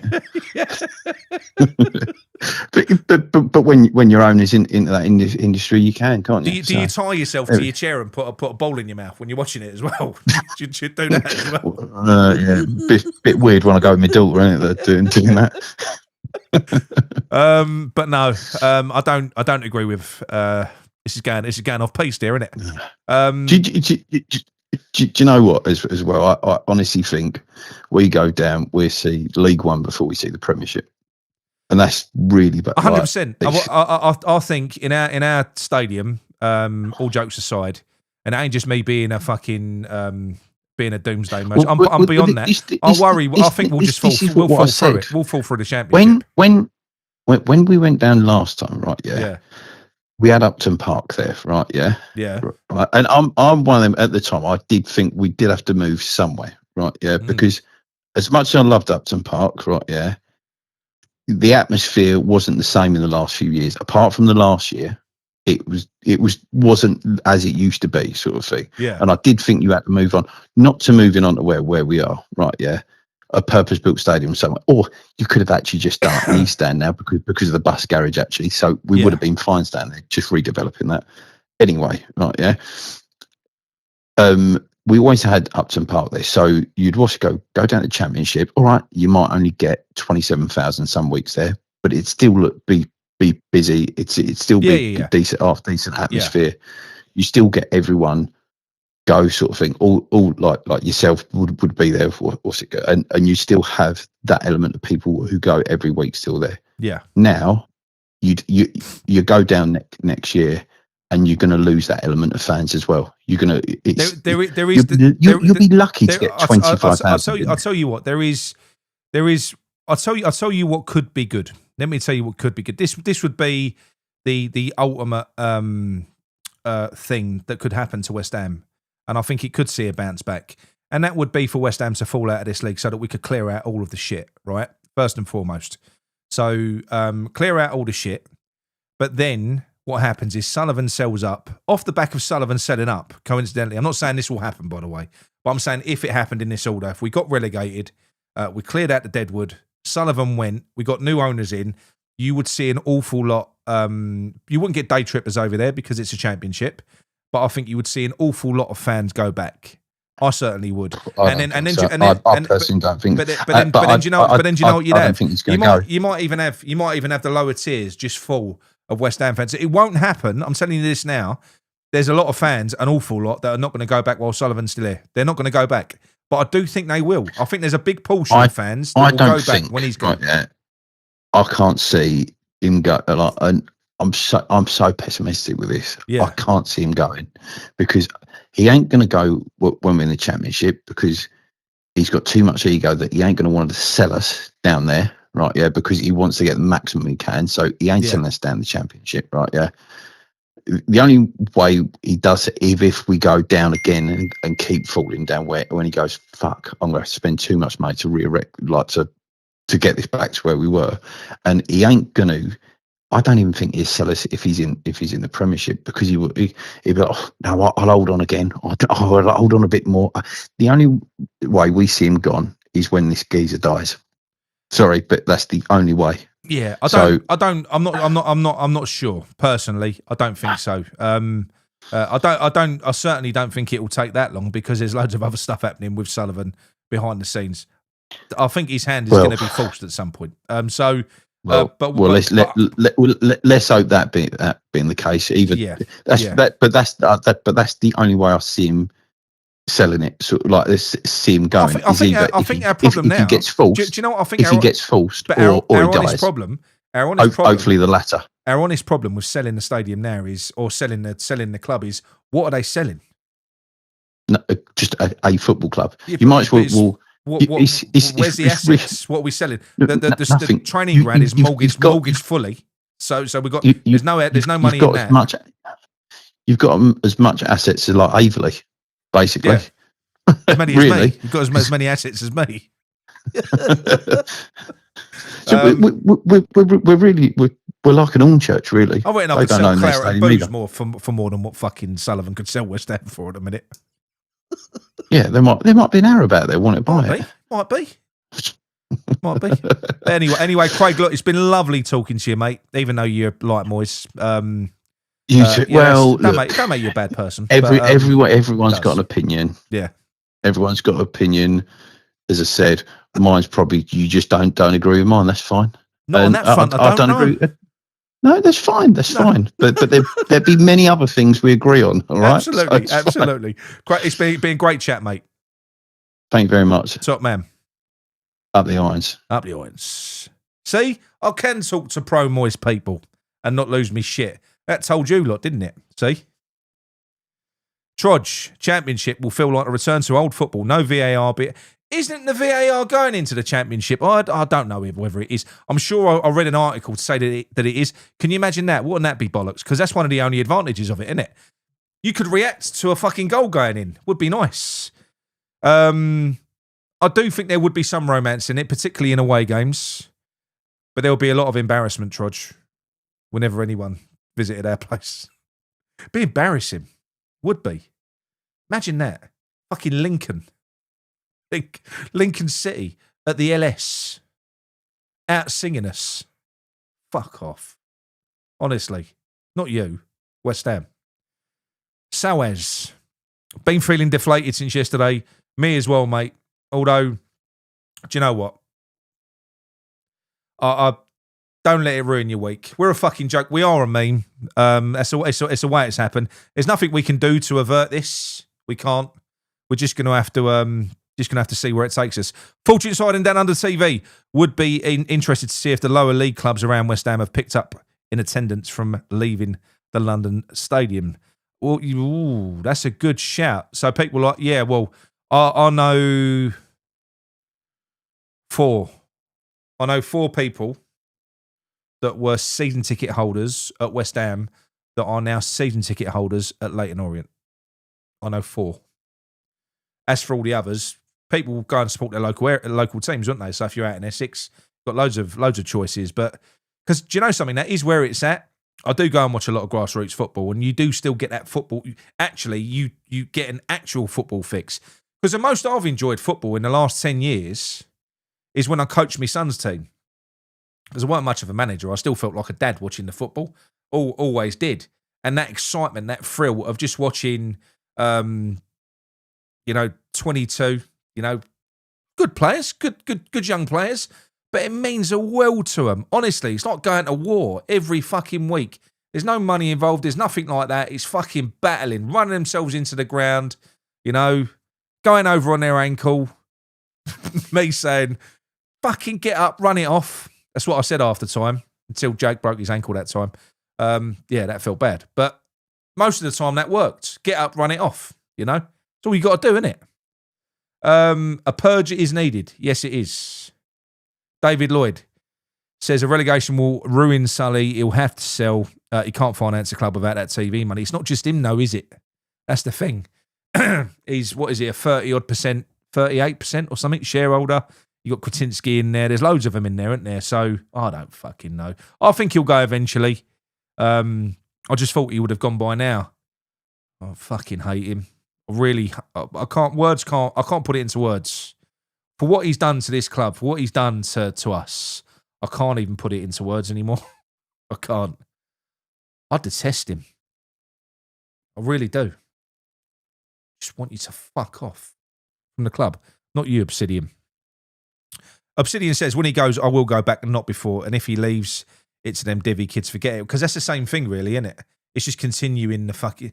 The apples never falls too far from the tree. They'd be just like him. They've been brought up in that environment. They ain't going to be too different to Sullivan, are they? I wouldn't have thought. They're always with him. Kieran James Devaney says, morning from Brisbane. Good morning, Kieran. How are you, mate? Hope you're all good. That is Kieran from Old School Hammers on West Ham Network. Brilliant show. He does that with Budgie. John says, I categorically will not be going back to the Soulless Bowl until BS are gone. See, there's a lot of people that are saying the same thing. I'm there as well. Right, let's flip down to the bottom. Hang on. You're busy tonight. Listen, people, how many of us... There's still loads watching.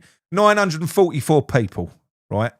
Thank you very much for sticking with me for this long. I'm going to make another phone call now. But before I do, can you kindly come out of the live chat if you haven't already?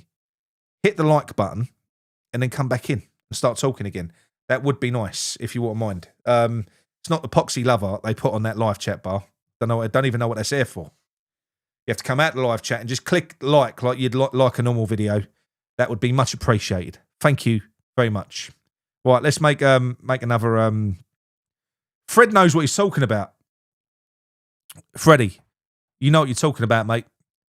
He thinks that Ange would be a good fit. He actually would. I know there's many of you that don't agree. But I don't care. It'd be the bollocks. You'd love him. Even all of you naysayers Every time I say the word, every time I say the name Ange, someone gives me a thumb down. Fuck you. Every time you give me a bollocks, I don't care. Angie's a nuts. Hang on, where are we? Nolly. Let's give Nolly a call.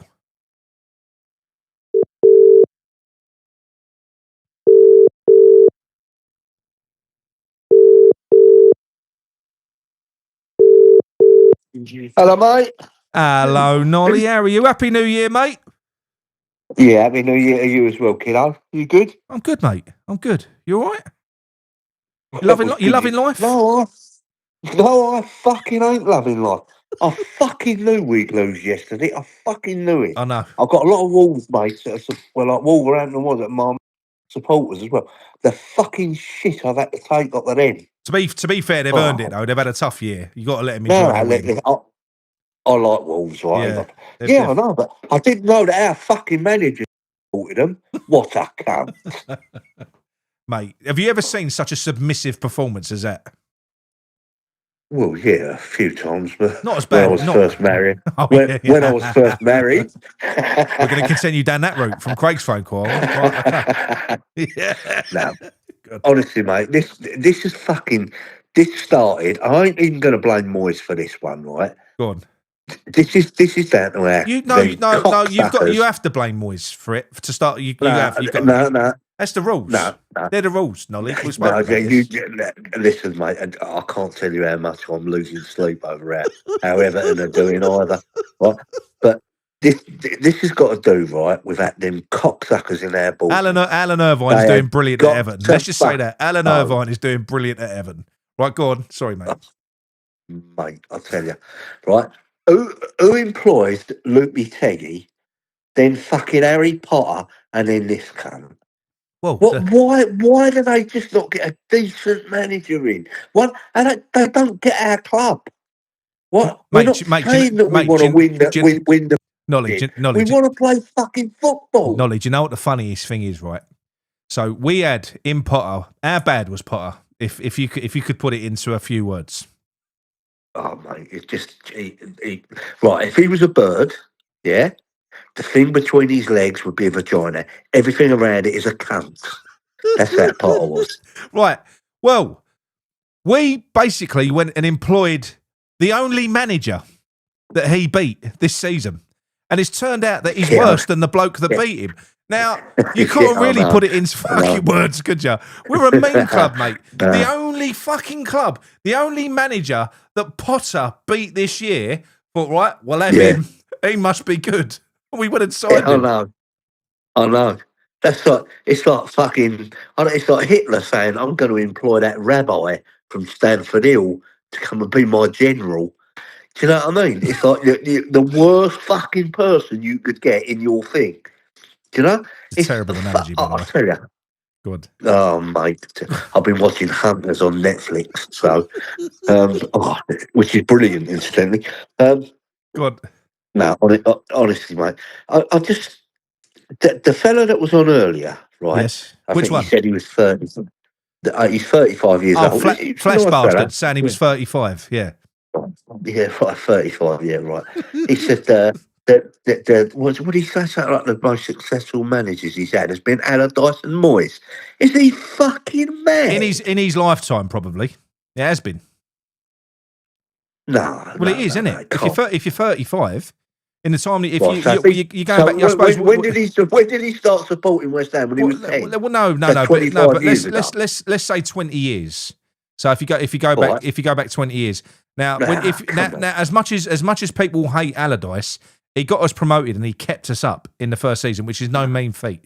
It's not. Yeah, but people forget. It was successful. It was successful. No, that's not success. Right? That's not success. John Lyle kept us up. Are you on the Nigel Khan page where Sam's Nigel fucking hates for Sam Allardyce? No, don't get Allardyce on me, mate. But people forget what our football was like under Allardyce. It was just the same as it was with Moyes, but slightly more fight. Yeah, Allardyce was awful. Can I ask you something? Well, No, it was awful. shit. No, I remember it very well. It was awful. But can I say something? Oh, No, mate. I remember it well. It was dreadful. I didn't say Allardyce was our greatest manager. But what I said was, he did. On paper he was successful. He got us promoted and he kept us up. He did that. And I'll tell you something else as well. This is true. Do you know something? We was fourth in the fucking table when Sullivan came out and said we're not backing him at the end of the year, and then we fell off a cliff. We was fourth in the table that year. So when he said we're not replacing him, we're not keeping him, I think we was about fourth in the league, and then he fell off. I don't want Allardyce, but what I'm going to say is, as bad as that football was, is it worse than what we've been watching under these last few managers? I'm talking Moyes and Allardyce. Is it worse? No, I don't think it's worse. I'm including Moyes in this now. Yeah, go on. Good. I'm glad. It just hasn't been very good, has it? Even though we won the Europa League, you know, it's just not been good. I used to remember, like when managers like Pardew and Zola had us, and Harry, God bless him as well. At least we went up and we had a go at teams. Yeah. You know, we had a go at teams, and a lot of the time it paid off. But this just defensive, and which is fine if you've got a good defence. Mate, yeah, give Moyes his due. Do you know we had a good defence. Football should be, the way I see it, it should be 11 men versus 11 men, to a degree, going to war to win a game of football.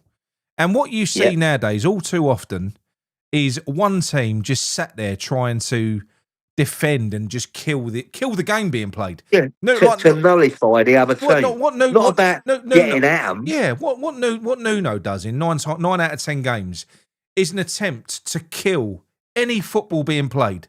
So first of all, kill the game. Nullify the spectacle. So no one going to the game's having a good fucking time. And then that was Moyes' favourite saying, wasn't it? 0-0 was a good result. It's fucking bullshit. I mean, I know, mate, and people don't like talking about XG. They don't. But what XG is expected goals. All that is a metric that is based on what's happened in that game. These are the amount of goals that you should have seen. Right now, I reckon if you was to go back to the 80s, the XG probably would have been four apiece. You know, these are the amount of goals that should have been scored. Now, you're lucky to get one. You're lucky to get one. I mean, all this shit is killing the game. All these defensive-minded managers. I know. I hate it. I know. Now, there's a couple of other things as well that I've got to get off my chest. Go on. And one of them is this, right? Talk to me. If I was Kilman's fucking dustman, I'd be fucking booing him, right? The supporters pay his fucking money. If they want to boo him while he's playing, good. Because I tell you what, no one else is letting him know he's a cunt. And he's a cunt. Fucking kill. What they should have left him at Molineux, right? Lopetegui's by.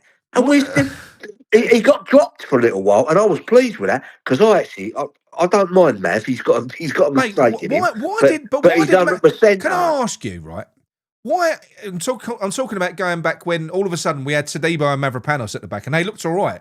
They didn't look too bad. They looked all right. But why did he get dropped all of a sudden? I don't get it. This is the thing. Why? You know why, don't you? Yeah. Because obviously Max Kilman didn't get his lips sucking oranges, did he? No. You know? He's got that Brazilian fucking flavour about him now, hasn't he? That I can't be having it, mate. I'll tell you what, Kilman has got to go. But I'll tell you what, all jokes aside, right? For me, I mean, even Moyes never did anything in terms of disrespect to the level that fucking Nuno did the other day. Nuno basically checked out at half-time in a game. He came out at half-time with a face like thunder, sat there like a little fucking bitch, crossed his arms, did fuck all to try and affect that game and try and help his boys that were out on the pitch in the second half. Right. And then he got up on 90 minutes and walked straight down that fucking tunnel and ignored all the away fans that went down there. That, for me, is the biggest insult that any manager, that even eclipses Sam Allardyce's fucking ear cupping. That's what that does. That was the biggest fuck you. That was the biggest fuck you to West Ham fans. It was. But this is what happens, right? When you employ managers, that don't get the club. Fat Boy Finn, hang on. Sorry, there's a bloke called Fat Boy Finn. He wants to phone in. Yeah, well, by the time he gets on here, he'll be Finn Boy Finn because I've got a bit to get off my fucking chest. Right? Go on. So, right? If you don't get managers in that don't get the club, yeah, or get players in that don't get the club, you get players in that will get the club, and they're like Pablo Fornells, he got the club. Oh, Carlos Tevez, he got the club. Lanzini. Di Canio, he got the club. Yeah. Do you know what I'm saying? Going back a few years, we sold at Palace. Kouati, he got the club. Oh, he was good, wasn't he? I liked him. I Yeah. know. I can't believe we sold him. I Right, know. but he got the club. Do you know what I'm saying? And we're not buying. We sold Flynn Downs. I don't think Flynn Downs ever had a bad game for us when he was given the chance. Mate, he had no. I'll tell you. I'll say this now. When you look at what, he's better than fucking Magessa. This is what I'm saying. Listen, that Fernandez, right? He ain't fucking sold me. I'll tell you that now. He's all right. I think Fernandez in the 8. He's all right. He's all right. He's all right. He's not right. Potsy will be all right, and so will Scalzi, because they get the club and they'll put their foot in and they'll give 100%. Do you not think Fernandez does that though? I think he puts his foot in. No, I'm sorry, mate. He's too wishy-washy. I think you got something against Portuguese people, to be honest, Nolly. I do. No, I haven't, mate. I haven't. There's plenty of porn stars I've seen, Portuguese. I thought it's their birds, but no, I can't be having it, mate. But go on. Right, let's go on to new managers. Right, Ange, 100% for me. Right, my first choice would be Harry till the end of the season, but they won't give it to him. Right, they won't give it to him because he'll. I think he'd be so popular that Sullivan wouldn't like that. Who's that? And he would stand up. No, Harry. Harry, yeah, he would be and all. That's the thing. Yeah. I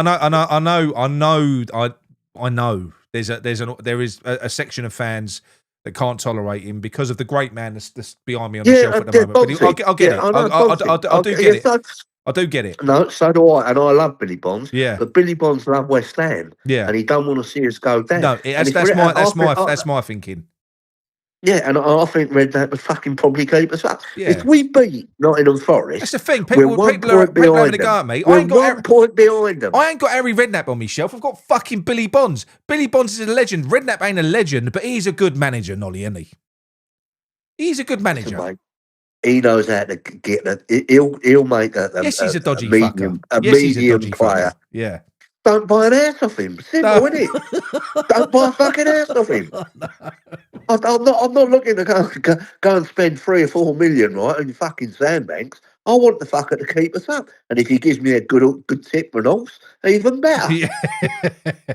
Well, he's also doing all right. Didn't it win? Jukebox. It won the fucking cup, didn't it? Yeah, I think it's going for the Gold Cup, isn't it? Yeah. But listen, mate, good luck to him, right? But when it comes to like managing, you've got to be a man management. I heard you say it the other day, and you're bang on. It's like if you run your own company, you've got to be a man management. You've got to be able to sack players. Some players need a kick out of the bollocks. Some need an arm around the shoulder. Yeah. Right. And that's the art of management. That's the art of management. Well, you watch Paqueta bloom. Mate, well, look, people in the chat. We've got a WhatsApp group. You know, the guy who's the intermediary in that deal, which probably won't happen because it's Sullivan, and like you just said, he won't want the deal. Harry still wants it, but SportsX has been talking to Harry on a daily basis, right? Harry's all over this. He desperately wants the job. Yeah, he does. Sullivan won't. Sullivan's such a fucking. He wants it. He won't because Redknapp he doesn't want anyone in the club bigger than him. No, but he wants it. Yeah, but Redknapp wants the job. I mean, I'm not saying he'll get it. I'm not saying he'll get it, but he does want it. Yeah. No, they won't give it to him, mate. They won't give it to him. So we've Harry out the equation because they won't fucking give it to him because he is like Mr. West Ham. He played for us, mate. He played in the same team as Bonds and Moore and Pudding. I know. You know. So he gets the club. He gets the fan base. Yes, he does. He is. Even for those that don't like him, I'm sorry. He is a lovable bastard. He really is.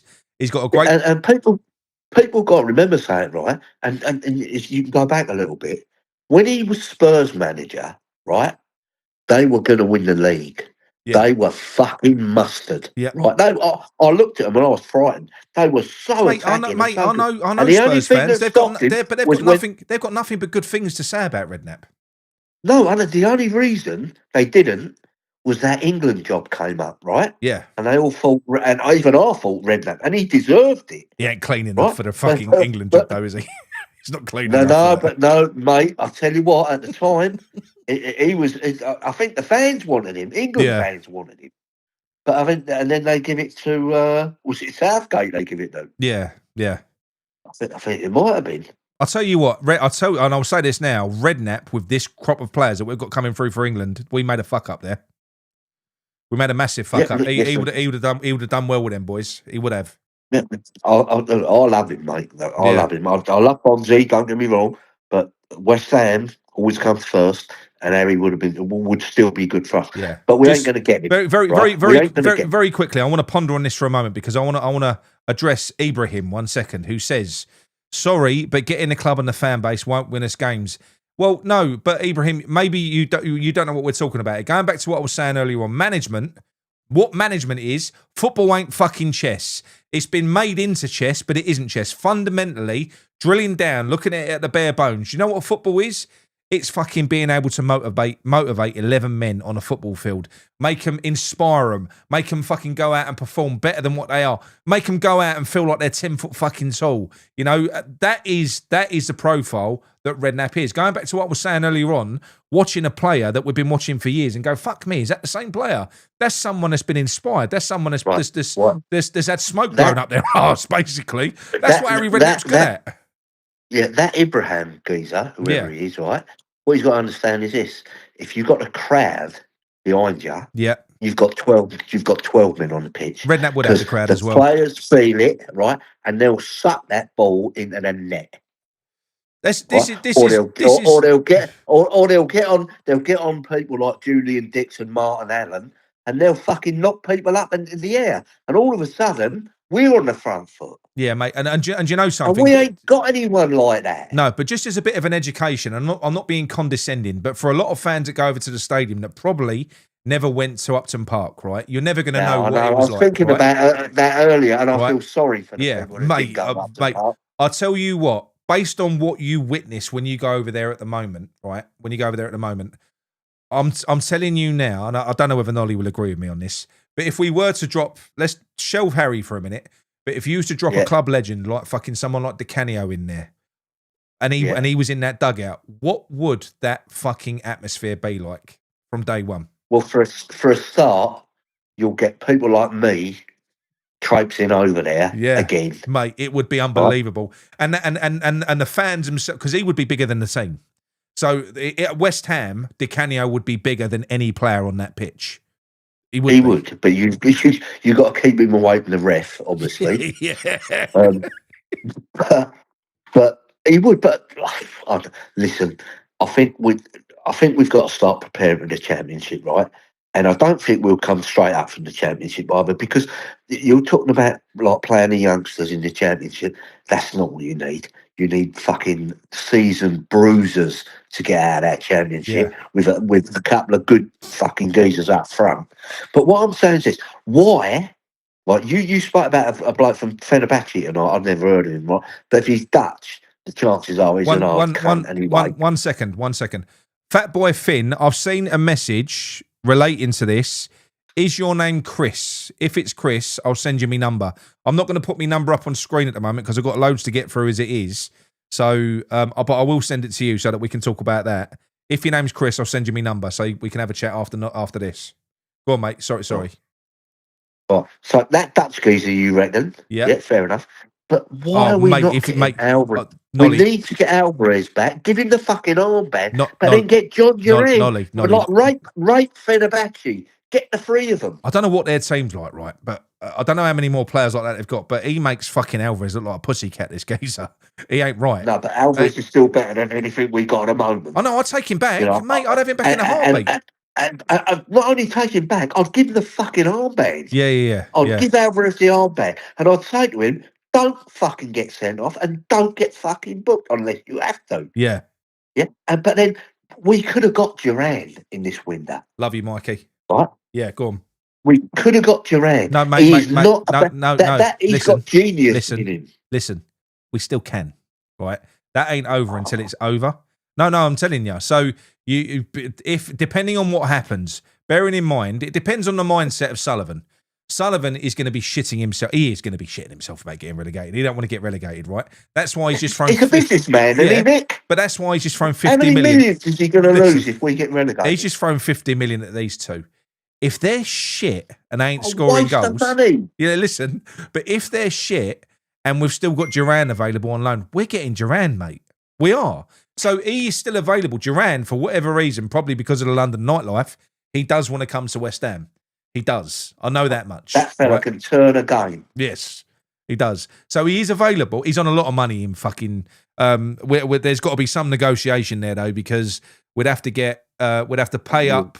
Apparently, Give him the fucking money. It would cost. Pay him. It would cost because we'd have to pay Fenerbahce to cancel their loan, which is around about 5 million, not a lot. We'd have to pay 5 million, and then we'd have to pay a loan fee to the Saudi club, and we'd have to negotiate them paying a portion of his wages because he's on about 350 a week. So, but they've done that for Fenerbahce. Listen, mate, he's young, right? He wants to play for West Ham. He's fine. I've read up on this. They're talking about he's got osteoporosis. He's fine. He is. Fucking, what's his name? Ivan Toney has got a condition.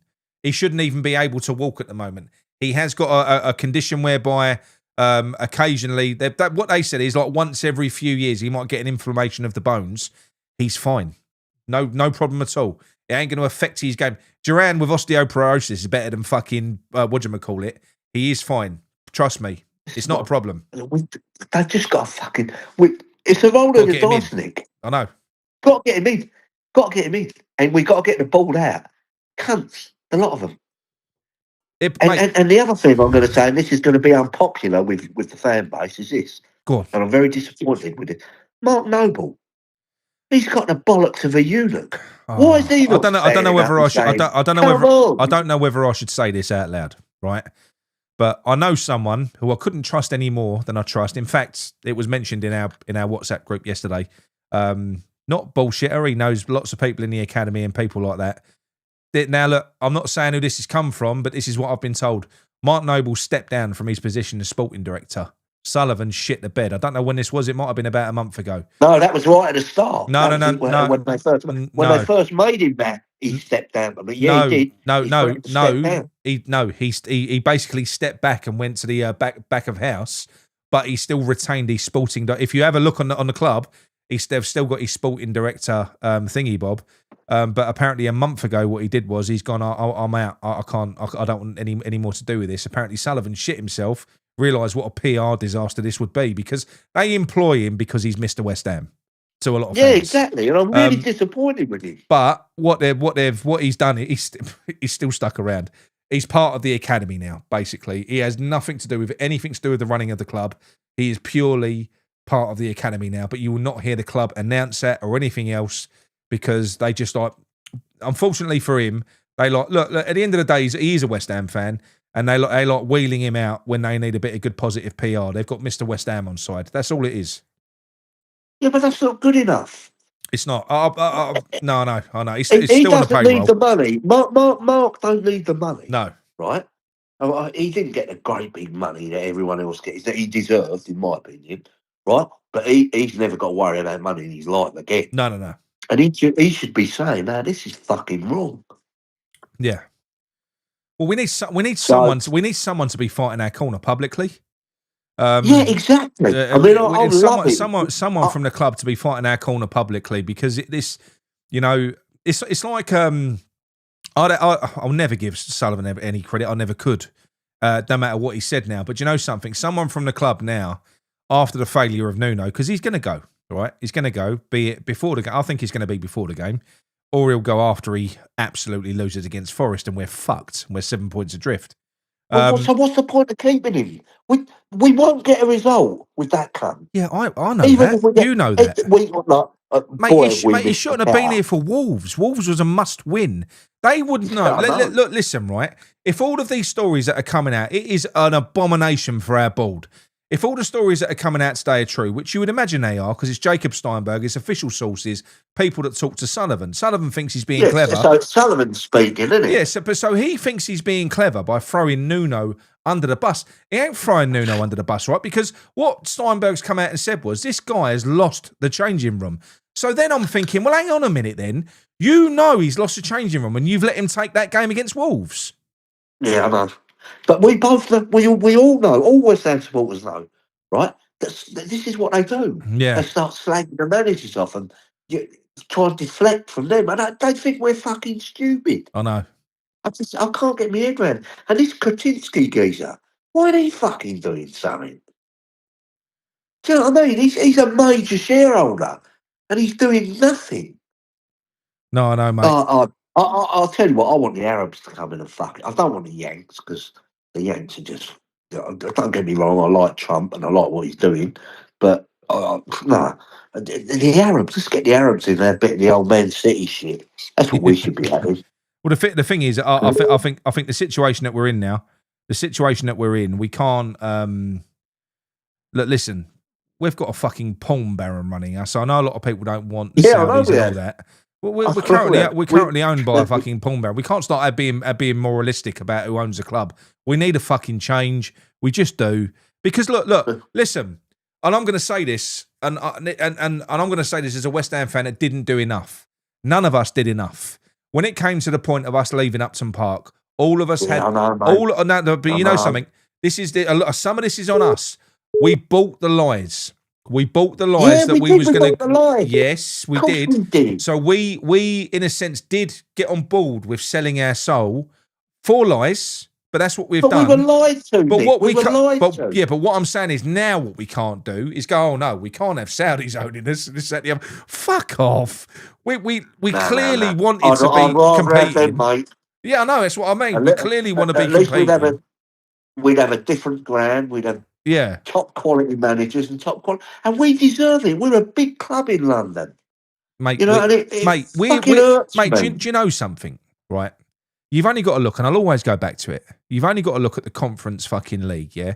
So we had something like I think it was recorded as we had around about 70,000 fans in Prague, both in the fan parks and not many inside the stadium, but about 70,000 in total. Yeah. The next day we had an open bus parade, and it looked like there was about 100,000 people there.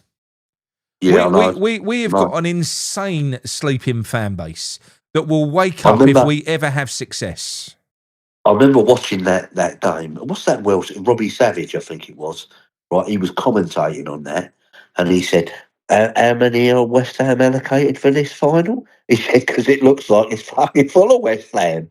Well, no, we mobbed it. We mobbed it, but do you know what? There was more outside the stadium, mate. Way more, loads more outside the stadium. You see it, didn't you, mate? It was one of the best nights of my fucking life. That was. It was fantastic. Yeah, but we deserve that. I'm not saying that we should win the Premier League or the Champions League. But fuck me, mate. I don't want to see us roll over. Look, this is my thing, right? So when it comes to when I talk about sort of playing style and this, that, the other, I've never been talking about pep ball. I'll tell you what I'm talking about. Very, very simply, is having a team that go out and have a go. That's it. What I associate with West Ham, especially when you're at home, whenever you're at home, it should be, right, you're fucking coming to our place now. You're going to have a game. You're going to have a game when you're out. Exactly. That's how it should be. If they score 4, we score fucking 5. You've got to try. That's how it should be. You just got to try. But anyway, Nolly, I'm going to let you go, mate, because I've got Gary who's been trying to phone him 3 times. Oh, Gary from Romford. He's going to be fuming with you. Yeah, I will. There you go.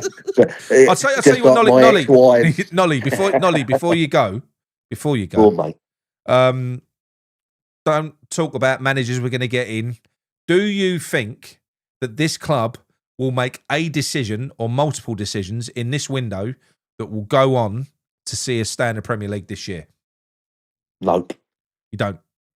Do you think they'll try and they'll fail? I've got more chance of getting a blowjob off the Pope than that happening, mate. Well, so that's my definitive answer, Nick. So is that a no then? So we're fucked. We're fucked. Definitely no, mate. It's a fact. Yeah. Right. Okay. All right, mate. Listen, good speaking to you. All right, love the show as normal. Keep up the good work, you know. And you. Tell her, mate. Tell her, Nick. Right, I'm going to phone Gary back and then I'm going to try and get hold of Fat Boy Finn. Hang on. 1 minute. Gary, I'm phoning you now.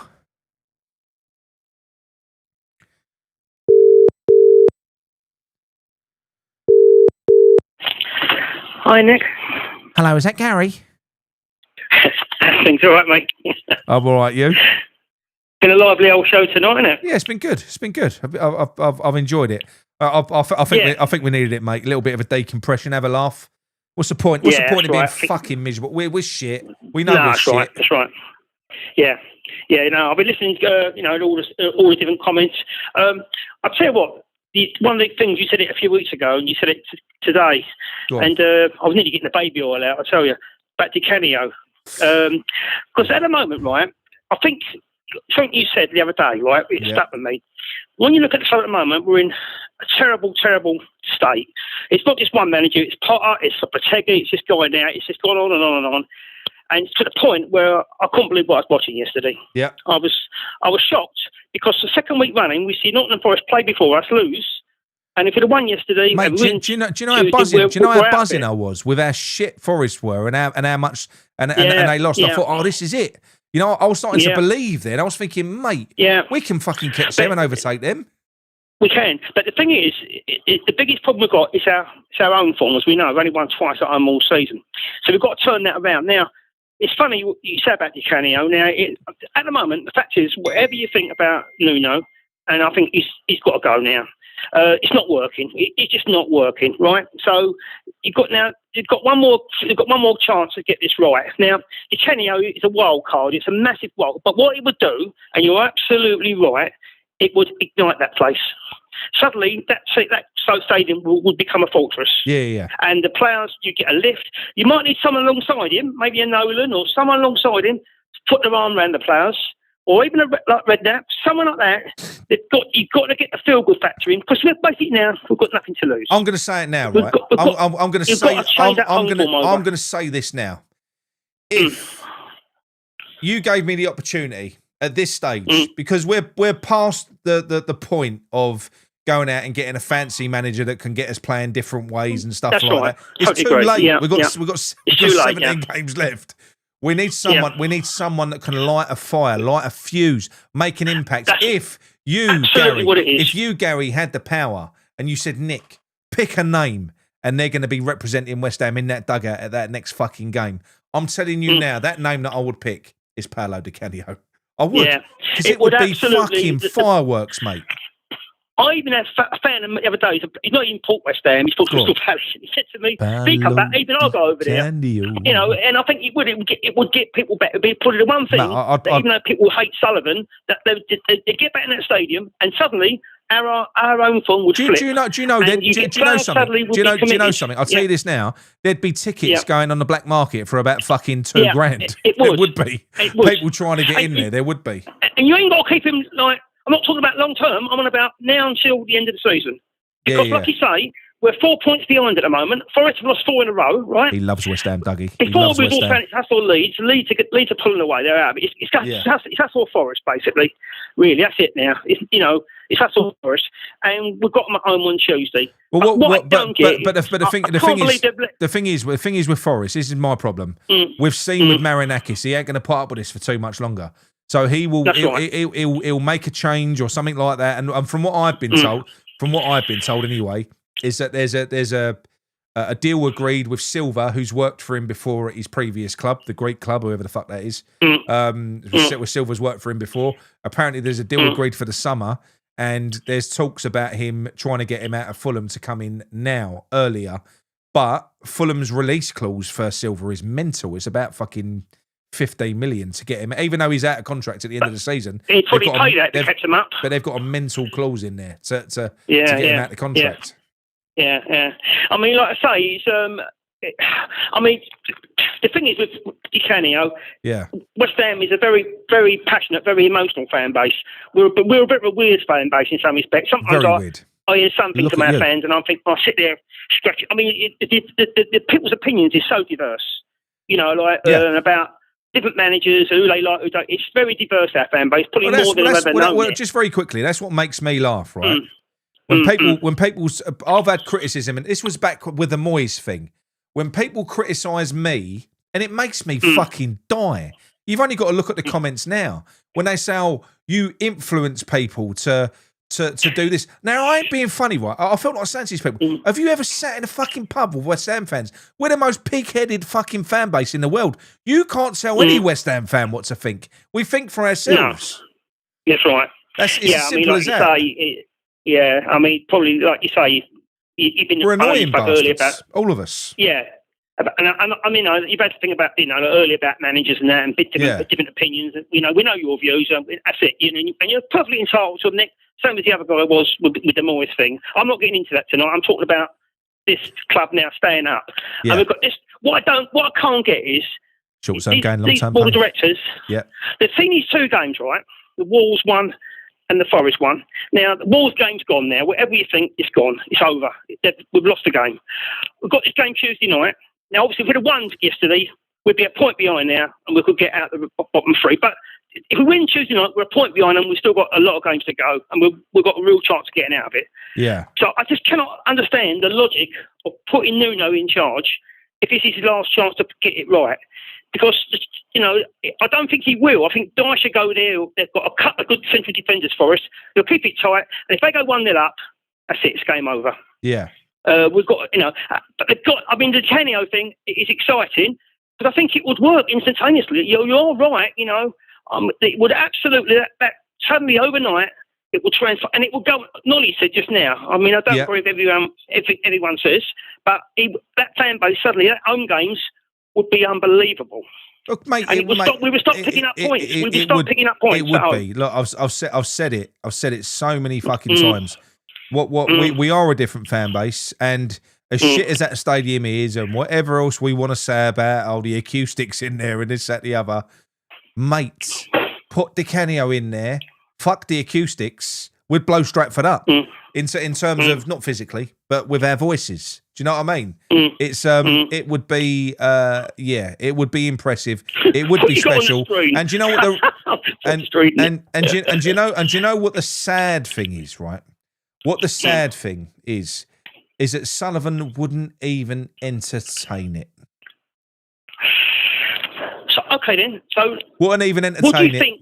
Wouldn't even entertain it. Do you know what? Do you know why he wouldn't entertain it? Because it goes back to what Nolly said on the last call about Redknapp. He doesn't really.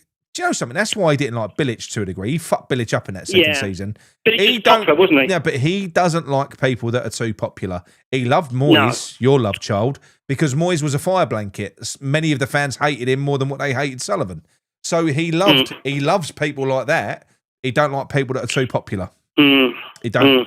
And the thing, I think one thing about Moyes, what you could say, whatever you think about Moyes, he knew how to work and get the club stable under this ownership, which no other manager's been able to do that. It's been terrible. But we've got to he's got to get this right. I mean, the thing is, if he won't, we ain't going to get it right, Gary.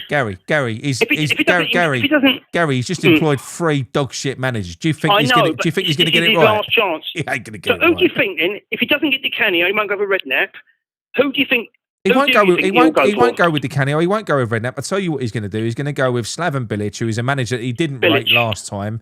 And let's face it, as much as I love Bilic, I really love him. And I love him as a person and everything else. Maybe it could work because he's more personable and he'll connect with those players. But I think it's almost gone.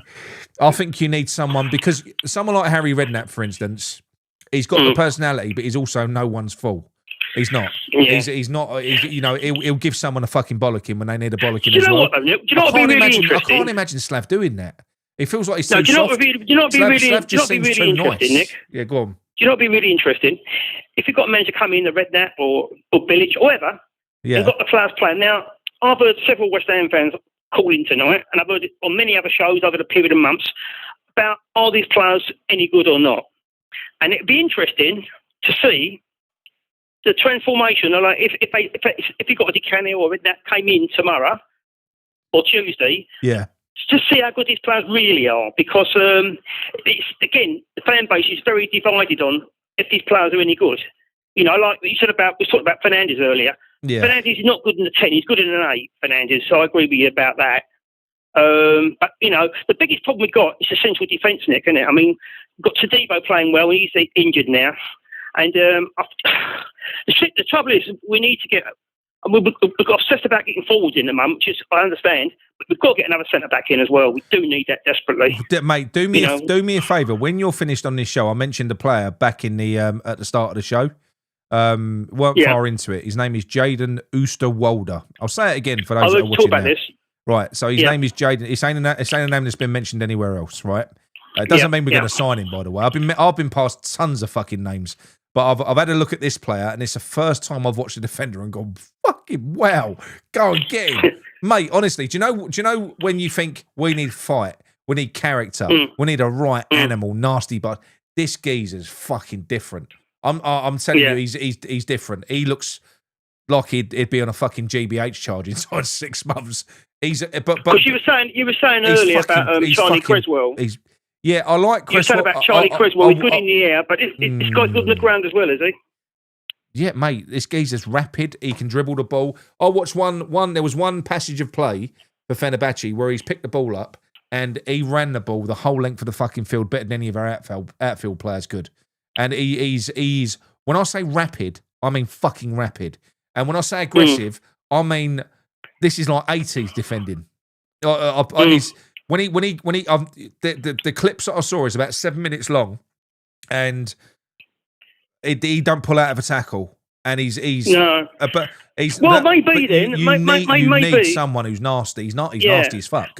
Always getting in the faces of people as well. Half of the show reel was him getting in faces of the opposition. It was brilliant. Yeah. Any successful team, it's always a centre-back pairing. I mean, look at Arsenal; they've got the best centre-back pairing in the Premier League. Yeah, that's right. And no coincidence, they're top of the league. What Randy said is true as well. We've got this guy in, and Creswell, and you've got Todibo, and you get rid of Mavropanos, not Mavropanos, maybe, but certainly get rid of Kilman. Then you can sort of build and have a solid base and stop letting goals in. That's right. But what Randy says here is true. He plays centre-back and he plays left-back. This is true. He does. He can cover both positions because he's rapid. There you go. He's fucking rapid. There you go. Yeah. Yeah. I mean, there are players that are... I mean, I'm not being funny, right? The scouting system, we look at Brentford, right? They sold Tony, sold Maberno. They've got that Thiago in. That's many good goals he's scoring this season. So there's players out there, you just need to get the scouting system right. We know there's players out there, Gary, but we will only sign people that are... Under Nuno, we're fucked. Because we're only... Mate, do you know something, right? I didn't want to do this. I didn't on here, right? But listen, because out of Pablo and Tatty's the better player, right? So the one that I hope that we sign tomorrow, he's the better player. Fuck knows what this geezer Pablo's going to be like. I don't know. But he is our player, so good luck. Did you watch the United thing the other night, Nick? Hang on, one second, Gal. Hang on, calm down, son. Hang on, 1 minute. But I asked Grok, which is the AI, which is for X, like Twitter. And I said, what has been the general feeling from Lazio fans on X over the proposed transfer of Tati Castellanos to West Ham for 29 million euros? I got the response. The response was, the general feeling from all Lazio fans on X regarding the proposed £29 million transfer of Tati is largely positive, centred on relief at securing a substantial profit, doubling the 15 million euros that Lazio paid for him in 2023, easing the club's ongoing financial pressures. Fans and commentators highlight his inconsistent form. He got 10 goals last season, but only 2 in 11 appearances this campaign. Yeah, making the sale feel like a smart coup. Although there's some concern about finding a suitable replacement quickly. 1 minute. It goes on to say, reactions often express surprise that West Ham are willing to pay that much, given his goal-shy stats, with one Lazio supporter even hoping the deal doesn't collapse at the last minute. He's a bit like what I can see about it is Analytic United did about they all picked 3 forwards each, and the other guy. Yeah, but they picked Magassa Pablo, as well. They picked Magassa as well. How good's Magassa? Yeah, he ain't, is he? No, not yesterday. He weren't. He was. He's fucking. But the other guys are more out. The other guys are more an out-and-out goal scorer. But this guy you're on about, he's more of a link-up play. It's almost like a second striker. But we need goals really. That's the trouble. But Yeah. there's just. I don't know.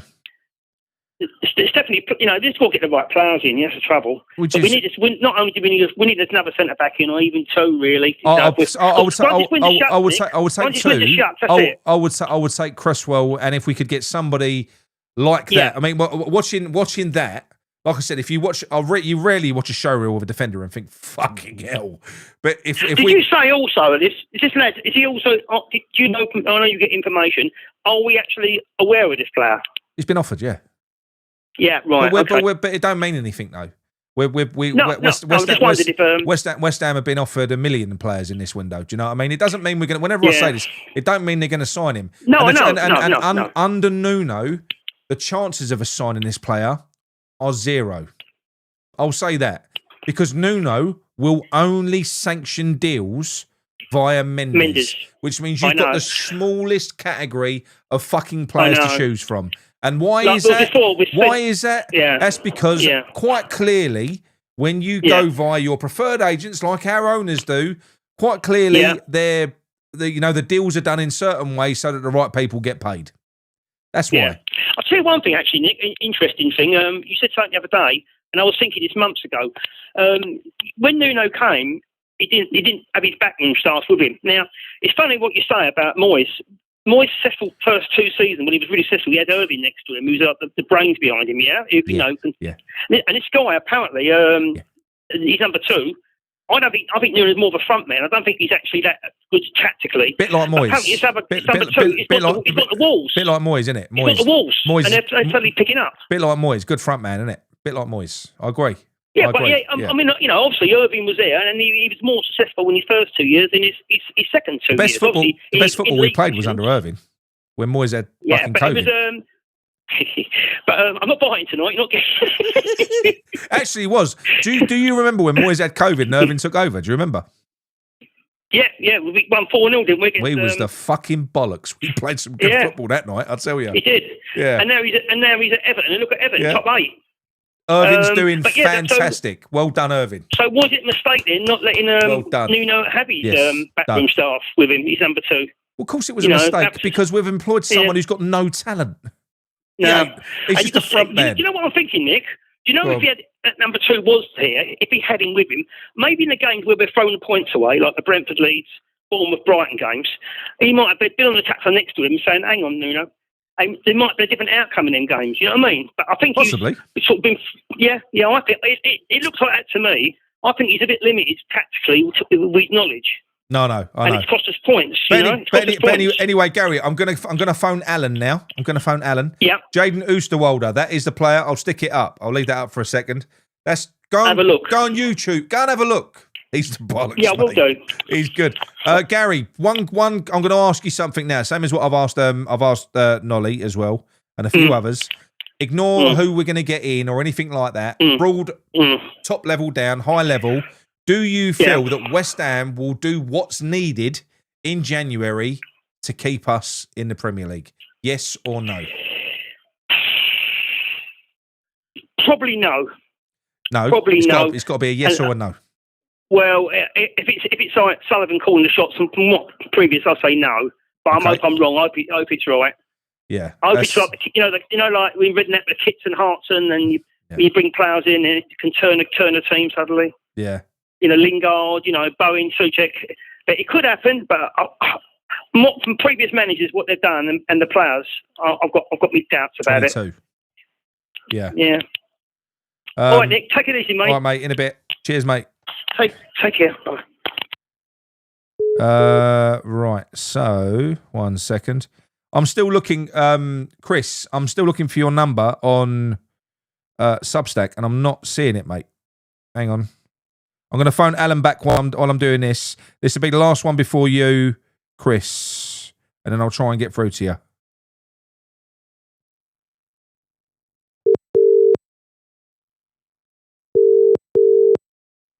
One second. Hello? Hello, mate. Is that Super Alan? DJ Alan in the house? How you doing, son? How you doing? DJ extraordinaire? You good? Yeah, not bad, well, mate. Good show, mate. Good show tonight. Yeah, it's Lots been of all right. lively. It's been all right. It's been good, isn't it? Yeah, it's been lively, isn't it? That's good, mate. It's good. So, How are you feeling about things? Mate, you sound like a Dalek.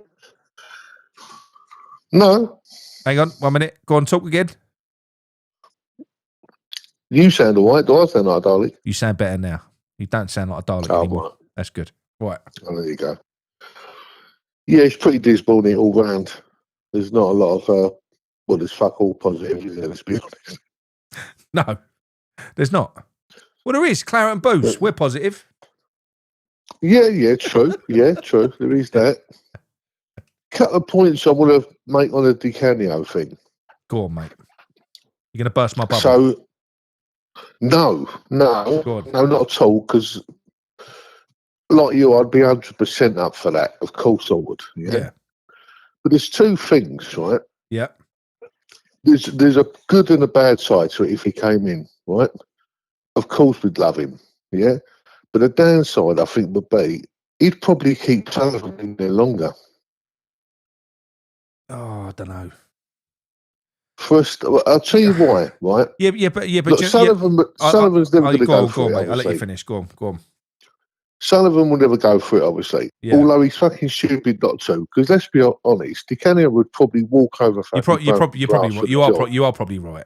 If I'm being honest, He'd do the job for nothing, Di Canio. He'd walk there for that job on minimum wage. Yeah, he would. But he'd fill that stadium.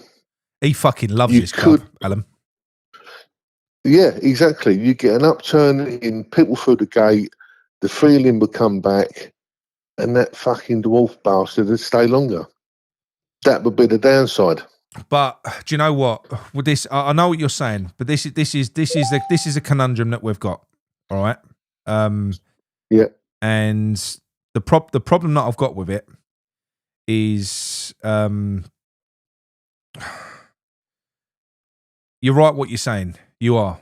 But I think if we continue down this path to demise, which has been orchestrated by Sullivan, absolutely, and we just go, yeah, that's fine, let's get relegated. Sullivan gets his comeuppances, this, that, the other. I don't think West Ham recover from it, mate. I don't think. Well, this is a trouble. So where do we let the hate for Sullivan and the love for West Ham? There's got to be some sort of happy medium there, because. Yes, we want Sullivan. There's got to be a line. It can't be we wish West Ham out of existence to get rid of Sullivan. Do you know what I mean? There is a line. There is a line there. It's a and that is a possibility, because I agree with what some of the other people said tonight. If we go down, a lot of people are going to leave that ground, like the tourists and all that. The money's not going to be there. And if we don't come back the first attempt, I could well see us dropping another league. I think that's possible. Now, as much as people don't like to believe it, there's a lot of big clubs down there. Like obviously, I'm a man of a certain age, but there's a lot of big clubs down there. There's loads of big clubs. Yeah, who I watched in the old Division 1 as being standard clubs for Division 1. Like, you Sheffield Wednesday have never come back, have they? Yeah. Birmingham are building again now, but Birmingham, big club, you know what I mean? They was a mainstay. West Brom, and there's a lot of clubs who you could argue, all right, the game's different, but for most of our existence, we're just as big as we were, if not bigger at times. So that could happen. But I do agree with you. I mean, the lesser evil will be get Di Canio in and get the upturn, even if that meant keep it. Look, let's be honest, mate. You know, how wonderful would it be just after what we've been through with Moyes, and I don't give a fuck what people say. I hated fucking Moyes ball. I literally detested it, couldn't stand it. And then we've gone on from that. We've had Potter, we've had this. It's everything I hate about football. Loved the cup, hated everything else. The conversation you had earlier with the other guy about the managers. Yeah. The one thing I thought about that, I was no lover of Big Sam, but the thing is, you've got to be one thing or another, or both. Like the top managers, the real top managers, are tactically brilliant and aware. Good man managers, they've got both sides of it, but you've got to have one half of that to even have a Sam chance. was brilliant at what he did, but do you know the other thing that he could do, right? Do you know, like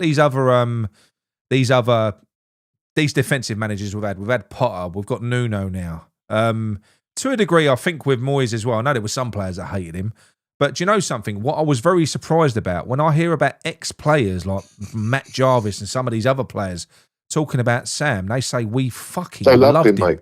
They loved him. Yeah, they all loved him. He was a people person. So he was also someone that could motivate his players to do what he wanted to do.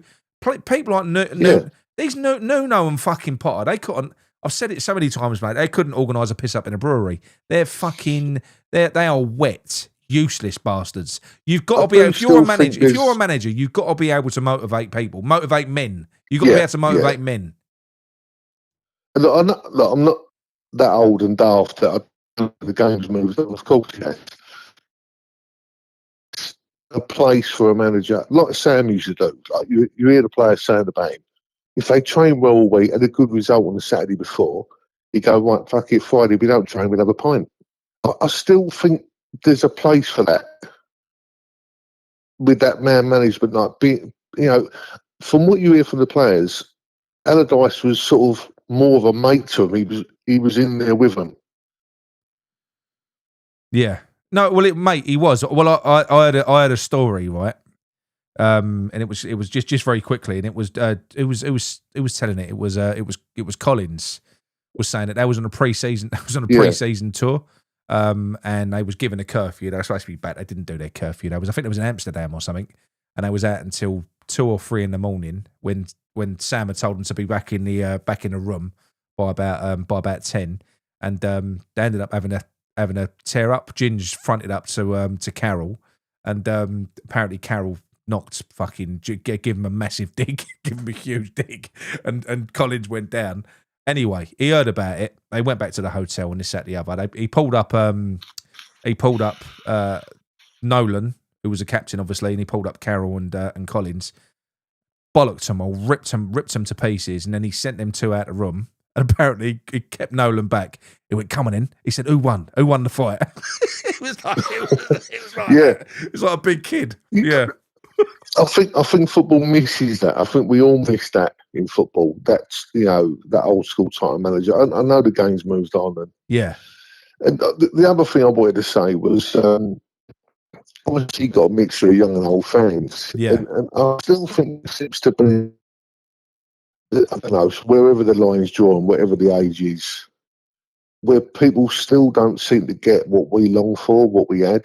I think because they didn't have it. You know what I mean? They never had it. They weren't lucky enough to have what we had. Yeah. And I always think the line is when the digital waves come in. I mean, I remember leaving the ground, running around the corner to look in the shop window to see scores on telesets coming up in the shop window just outside the ground. Yeah. I'm sure a lot of the older guys will remember that, and people with their transistor radios and all that. But that was West Ham. That period was West Ham. Like, queuing up. Do you know what? Queuing up for your ticket. I remember that. Just going up and getting queuing up. Even if it was an away ticket, you wanted to go to an away game. You used to go to the ticket office, didn't you, to go and get it? I think it's all. It has all changed and gone different. But that's why I feel like what Gary was saying was true to a degree. We are a different fan base. We're dying, Alan. I think you've only got to look at it inside that state. Even though there's people still going over there, they're dying. Bless them. They're dying on their feet. They're kind of, what is this? They're hanging on, but they've almost forgotten. If you was to drop someone like Di Canio back into the mix, or even a Harry Redknapp, who I know you're one of the fans, that don't like the idea because of Billy. But the thing is, if you were to drop a character like that into West Ham, there is a chance it could reignite it, isn't there? Yeah, look, I wouldn't be totally against Redknapp coming in. I think the football will be good. We'd get a lift. I've got nothing personal against Redknapp at all. We had a great run under him. Yeah. You know what I mean? The football was good. He knows the club. It's nothing personal with him. It's more about how highly I hold Bonds. And it's You know what I mean? and it would And be the bad. timing, It would be the bad timing. timing, awful timing for because of I think Yeah. I said to you in the WhatsApp chat, like if you'd asked me the same question 2 or 3 months ago before Bonzo left, I would have been right up for it. yeah. It's I just know. the timing, but I think that if he did come in, undoubtedly it would give everyone a lift, and I think he'd have the dressing room. And can, you know? and can I ask you now, right? And this is Go on. you. But for those fans at the moment, there's a lot of young fans out there that are turning their nose up at him because he's 78. I'm not being funny, mate. Do you think Redknapp's going to have any problem managing that lot? No, I don't think that. If you want to talk about age, how old was Ferguson when he packed it in? Yeah, no, I know. Look, you either know football or you don't, Yeah. right? And I think for me, you can talk about the fact he ain't managed for a while and as the game moved on and tactics and all that, right? But that's not what we need. Yeah, at the moment we need a bit of heart in the club. We don't necessarily need a tactician to come in and change it. How many times you've got all these managers are coming in trying to put their stamp on it with their type of football? It hasn't worked. Yeah. Yeah. We just want free flowing football. Don't give them any guidance. They're professional footballers. They know how to play football. They know their position. They know what they should and shouldn't be doing on the pitch. Yeah. What we need is someone to come in, put a bit of heart into them, get them to fight for each other again, and fight for the shirt. And also, I know we get the ump with those players, right? But do you know what I see? I'm starting to see now. I've gone from being angry about these fucking what I've been calling them, you know, millionaires and this, that, the other. I'm starting to look at it a little bit like they're looking like mate. They look lost. They're starting to look a little bit lost out there. They are. They're kind of. I mean, you think about it, mate. It can't be easy, right? I know they're getting a lot of money, but mate, playing for West Ham, you're going back. They've all got a social media presence. They are getting ripped to fuck on social media. They're getting everyone on them all the time. It can't be easy being a West Ham player at the minute. It can't be. No, look, I would liken it to this, right? We all go work, right? Yeah. We all have off days, don't we? We have days when whatever you do for a living, if you work in a factory, your output should be 100 whatever a day. Yeah. And you go in, you're not at your best. You've had a bad, you had some bad news or whatever. You're only going to knock out 80, not 100. And they're doing the same, right? They're on the floor. Their heads are on the floor. So are their hearts. Yeah. They probably lost any belief in getting out of this at the moment. Yeah. Because they're not getting that belief from the manager or the board. Because do honest, you know what though? If you go back, I'll let you carry on. But if you go back 3 games ago, we was losing, but all the fans were saying, "But there's commitment there. They're buying it." And do you know what I said in the post-match show? I said that commitment will disappear when the players stop thinking that they're going to get out of it. They've lost hope that the manager knows what he's talking about now. I said this would happen. I said it would happen. That commitment is never going to last when you're getting beat. No. It just, inch by inch, he's been taken away from game by game. Yeah. Especially when you look at the type of some of the games where they've been so close to getting that win. Then they're demoralised in the final minutes. That's even more. That's worse. You know what I mean? Yeah. I mean, I know you're going to ask me the question at the end of the call, but do I think we can get out of this? I think it's possible. Yeah. And I don't think it's a miracle, but I do think it's literally one. The players we've brought in, they may be successful, they may not. I happen to think there's still enough at the club to get us out of this. Yeah. If they're managed properly. So it all just comes down to that. Who follows Nuno? I think if the right person's put in, there's more than enough games left for us to get out of this. Yeah. There is. Well, there's 17 games, but not under someone like Nuno, because the problem that you've got is you've got to go out and try and win games that we've been rolling over against teams. We can't roll over against any more opposition. We've got to go out there against, I don't know, Arsenal, Chelsea, and a Liverpool, and we've got to be getting a result out of one of them. We've got to be getting a result out of one of them. We've got to be trying every game. But the change we need is not necessarily a change in personnel, is it? It's a change in attitude. It's a change in our trainings took, the belief that's put into them young players. I mean, look, the young players have not done well of late, yeah? But there's no one for them to feed off. There's no one out there, Brummy's not really, he's not a captain, is he? I know I keep going on about all the old stuff and all that, but back in the day, we had young players on the pitch. The Bonds he'd nurse them, he'd look after them, you know what I mean? He'd give them something, he'd put a tackle in to rile them up. So with Dix, he put a tackle just to rile them up a little bit. Not one booking the other night. Not one booking. Mate, that was a bad thing. Do you know? And I didn't even realise that when I was watching it. I mean, it's not something I picked up on in the post-match. It was when somebody else said that, and when I saw it, I thought, how the fuck can we have had a game where we've not had a shot on target against the bottom of the table team in a game that means everything, should mean everything to us? And you know what? No one's even lashed out in frustration and booted someone up in the air. Do you know what I mean? How can that be? All we need is a spark. We need a spark, right? I was thinking about this the other day. And I know I'm an old fucker and all that. I'm going back years, and after people watching won't even remember this. But the older ones will. Yeah. I can remember us being really shit, which we have been on a number of occasions, right? And I remember Christian Daly had been made captain. And we were woeful and we were getting battered. And I can remember Thomas Repka getting him by the throat. What's a fucking man pop he was. Yeah. Getting hold of the armband on him and saying, look, you're supposed to be the fucking captain. Yeah, the older guys will remember that. And it sparked the team started to fight after that. But this takes something or someone. Someone's got to want it. Just got to want it more. Sometimes you just need one character. Do you think this would have happened if we had someone like Dawson in the team, or Collins, or even, dare I say it, a bloke who's been slagged off a lot in the chat, Noble? If we had someone like that on the pitch, do you think this would be? Absolutely. Would you have seen people down in tools, like not down in tools, but looking lost? Because they wouldn't allow it. No. Look, the thing with Noble, it's a difficult one, right? Because you got to separate the player from what he is now. Yeah. As a player, he gave everything on the pitch. We know that. Yeah. He managed to do so much more than the talent he had in many ways. Yeah. Because he was effort based more than talent. But he's got to earn a living, and Sullivan's his governor. Yeah. And basically, he's not going to come out and slag them off and lose his job, is he? No, I don't imagine he's a millionaire player. No, I'll sit differently to a lot of other people. I do on this one, and I've never spoken to Noble. I don't know him, nothing at all.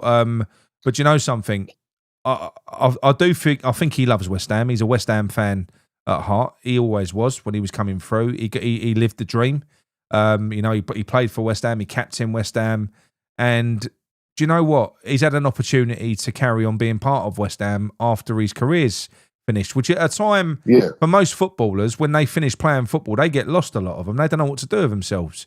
So don't get me wrong. Yeah, Noble ain't gone into punditry. I'm massively disappointed. Yeah, he ain't gone into punditry. He ain't gone into like trying to be a manager or anything like that. He's just wanted to stay part of West Ham. And unfortunately, because of the stench of the fucking ownership, it's probably going to end up being, I can see it happening. I reckon Noble will eventually walk away from West Ham because of the pressure that he is getting from a lot of people. And when you think of it like that, it's quite sad, really. It is. And don't get me wrong, I'm massively disappointed in him. Yeah. But most of the time, that's like we all do. We all spurt off, don't we? Because we're doing the shit as we are and we get the ump. But like everybody else, he's got to put food on the table. Yeah. And I don't imagine he earned the money that many of them Premier League. No, he weren't earning $100,000 a week. Put it that way. No, he's probably not a multi-millionaire like so many of them are. And he's got a young family to keep, hasn't he? So, but I do think eventually, like you say, it'll just become.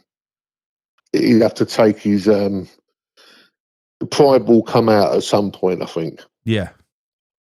I think at some point he will go. Look, this is just. I mean, I don't know what else has got to happen. You'd think he would have snapped by now, wouldn't you? But yeah, no. Look. if he is a West Ham fan, which, let's face it, we all know that he is. Even Rio Ferdinand, right? We know Rio Ferdinand's a bit of a fucking Judas because he's all over. But don't, He's a mank, isn't he? Yeah, but listen, he's a mank because it's commercially good for him. Even Rio Ferdinand, directly after that game, he came out and he tweeted, he was like, "Fuck's sake, West Ham, what's going on?" Like, so they've still got. I do believe that once these players, especially if you come through our academy, at that point, it's always going to be part of your heart being a West Ham player and a West Ham boy. And yeah, like Anton, he's West Ham through and through, like his brother, he is. But Rio played for Man United, worldwide audience, of course. For him, it's better for him commercially to be associated to Man United rather than West Ham. He's still a West Ham fan. He is. I don't overly like Rio because he pisses me off half the time. But I do still think there's love there for West Ham. There is. I reckon people must be better at showing it. People must be looking at us at the moment. It's heartbreaking for everyone because the bad thing is, I saw was it Mark Carlaw on the West Ham way, and he done it was a good video that he did after the game the other day. But he said, "Oh, what we're going to have now? We're going to have all opposition fans next week taking the piss out of us, this, that, the other." I'm sitting there thinking, mate, that's gone. I don't get the piss taken out of me anymore. I'm getting sympathy from fans. That's when you know it's bad. Arsenal, Tottenham, Chelsea, they think we're gone, and they're giving us sympathy, and that's when you know it's real. It's worse. I would rather have the piss taken out of me when we've had a bad game. But we're not. It's almost like poor West Ham. They've really fucking hammered us. It's almost, we've said this before, but it's almost like when you see the away fans, and I don't like the truest thing is when the away fans sing to us every week, "You're not West Ham anymore." Yeah, and I don't necessarily think they're taking the piss. I think there's an element of what the fuck's happened to your club. Yeah, no, it's heartbreaking, mate. I don't. But that's why. As much as I've got, it's a conundrum, right? Because the hate for Sullivan, I can understand having the level of hate that is beyond which I've got. But it's going back to what you were saying at the start of it. Whereas if we was to get Di Canio, and the trouble is he could save Sullivan because he could do well and he could basically light it up over there and breathe some life back into the club. That's when we've got. I think we've got to be sitting there thinking to ourselves, well, fuck me. Hang on a minute. What matters? What does matter more? What matters more? West Ham. It's not our choice. He ain't going to go out and get Di Canio anyway. If he had half a brain, if he had half a brain, he would. But financially, and as a businessman, it would make perfect sense. It'd make perfect sense. But it's that thought process, isn't it? What matters more? Fucking Sullivan off or saving West Ham, and I think that's what we're at this. It's not a choice that we've got because I think we're going to get both. I think he's going to fuck us, then he'll go. I think we'll be destroyed and then he'll leave. I think the other thing and all we got to dissect from this, we've got to change our way of thinking on this. I don't like it, but we're going to have to. Yeah, we tend to lump in, right, with saving West Ham along with getting back what we used to have. I think we've got to drop that because it's just never going to happen. We're never getting back near what we had. Yeah, but while I think there needs to be a connection for us, for the new West Ham to continue and be part of what West Ham was, there needs to be some sort of continuation of that. And I think if you was to bring in a Harry Redknapp, if you was to bring in a Paolo Di Canio, it's almost an ode, a flashback to what West Ham was that might bring us through into this new era, which has been 10 years. We could get relegated in our fucking decade season at this new stadium. But if you was to bring someone like that in, it might give us something that we've always needed since we've been in there, which is a little bit of the old West Ham. Bring a little bit of the old West Ham to save the new West Ham. If that makes sense. Yeah, I agree. That I agree with. Yeah. That I agree with. But I think the trouble we've got now is the fan base is just so different. It's not that old working class. Look, you ain't got a stadium over there now full of people who work on building sites and factories all week. It's a different clientele now altogether. And as you rightly said, we're not watching players who come from that ilk as well. That's what we had. We were all skin class people watching footballers who come from the same background. Yeah. Oh no, I know. The thing is, the world's changed now. I don't think you've got that at any club. Whereas football used to be, you used to support your local club. It was a community club, wasn't it? And that's all changed. Everyone's fucking moved, haven't they? Everyone moves out, but you know what? We still crave our identity. So anyone, you know, like us and our kids and everything else, one thing that's important to people, and that's probably like a little bit that's reflective in society at the moment, is we've lost our identity. And West Ham is something that keeps us closely connected to our roots. It does, as a community, and that is why so many of us. You've only got to look at our community, Alan, on Claret and Booze. You know, we don't want to let it go. We don't, and I think it's only the people that are keeping us connected still. Many of us would have walked away from this by now. I would have. If I weren't doing YouTube, talking to all you people, if you weren't giving me the family that these fuckers have ripped away from me, I would have walked away from West Ham. It is the West Ham family, the people that make it special. I mean, I live in fucking Enfield now. I don't live in Mile End anymore. I lived in Mile End. I don't now. I live in Enfield, so even I've moved away. I'm closer to Tottenham than I am to West Ham. Makes me feel dirty to say that, but it's true. I think you're right. I think for a lot of us, the connection with the club now, like for me, mostly through this channel and the WhatsApp groups and the Anchor Point and all that, we all keep connected that way. Yeah. But it's not, I mean, but even in the chat, it's not always about West Ham, is it? I mean, I think most of us in here are connected because of our backgrounds and a number of things. You know what I mean? But ultimately, West Ham is what connects us. That's how we've all found each other. Yeah, that is true. That is true. But like you said, 90% of the time, we're talking about our yearning for what we used to have, not for the West Ham we've got now. I do agree. Before we can literally move on, we have to. But you know something? I think that this is the trouble, and this goes back to what you opened up with. That only happens. We only move on, I think, when Sullivan Gold's gone. But when Sullivan goes, that's when we move on. I think that's when you can embrace. I agree. Because do you know what? It's fucking makes me cringe. It makes me sick to see that man, the fucking front that he's got, to sit there in that royal box every game, looking over his little minions who buy all these tickets. He needs to fuck off and fuck off quick. And if he does, West Ham will come back to life again. I'm telling you, he is. There is a massive percentage of people that still love and follow West Ham but don't go anymore because of him. That's it. It's thousands of us. Yeah. It's thousands of us. Because of him. You know, literally. But I think the other thing is we're down to a 50-50 now. Yeah. Sullivan going is only going to happen one of two ways, isn't it? He's either we're going to go down and he's going to go and we're going to drop out the Premier League probably for a long time. Yeah. Or we've just got to hope that somehow the next manager, he gets it right and he goes because we're doing so well, we can get top dollar for the club. That's the only two scenarios we're left with.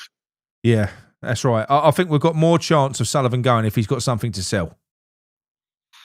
Absolutely, yeah. Yeah. So if we go to shit and we start falling down through the championship, we're going to be worth even less worth. He ain't going to sell us for fuck all. What he's going to try and do is get us back to try and unless something goes really turbo over there, and I don't think anything can go like that over there though, because people would end up in prison. You know, like you can't react and be a naughty boy over there anymore. You'd only do it once. You'd be nicked. There's cameras everywhere. Yeah. So you can't you can't even be. You can do it. You can make a statement and do something fucking really outrageous, but you won't do it again. You know, it'll be a one-off. You'll be gone. You'll never get back in the stadium. You'll end up with a fucking massive fine and a prison sentence. So you can't do that. And a lot of those fans that maybe would have stood up, like when we had the Burnley thing, a lot of those fans don't go anymore now. They don't. No. They don't. But anyway, Alan, mate, it's been a lovely chat. I'm going to let you go because there's one more call I'm going to make. I've got one more final thing to say. All right, Gary. Go on. Yeah. Just want to send my well wishes to the young lady Jade and wish her all the best and hope she's well soon. Absolutely, mate. Absolutely. Heart goes out to that poor woman. It does.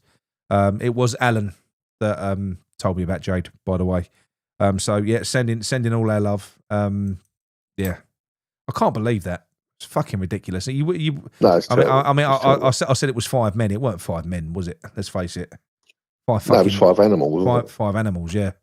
But Alan. But look, thanks anyway. Thanks for the chat, and I'll speak to you soon, mate. Speak to you soon. Ta-ra, mate. Ciao, mate. Bye. Right, I've been going for almost 3 hours on this. Thank you very much, and thanks to everyone as well for the super chats. It actually does mean a lot. I don't know whether you know, but when I do these super chats, I basically demonetize myself. For me to be myself, I'm a swear box, so I swear, which means there's no ads. You'll never see ads on a live show ever. It don't happen. So I must admit, it is nice when you do throw the odd super chat in. It's lovely. Thank you very much. I appreciate it. I'm not filtering myself for a fucking few poxy ads. I'm not doing it. Right, where are we? Oh, how do I get this? I've just got to try and find a way of copying this number. Give us a few seconds, people. 1 minute. This is the man that wants to talk about the finances. He's found something out. Here we go. Got that. Boom. Boom. Boom. And this will be the last call.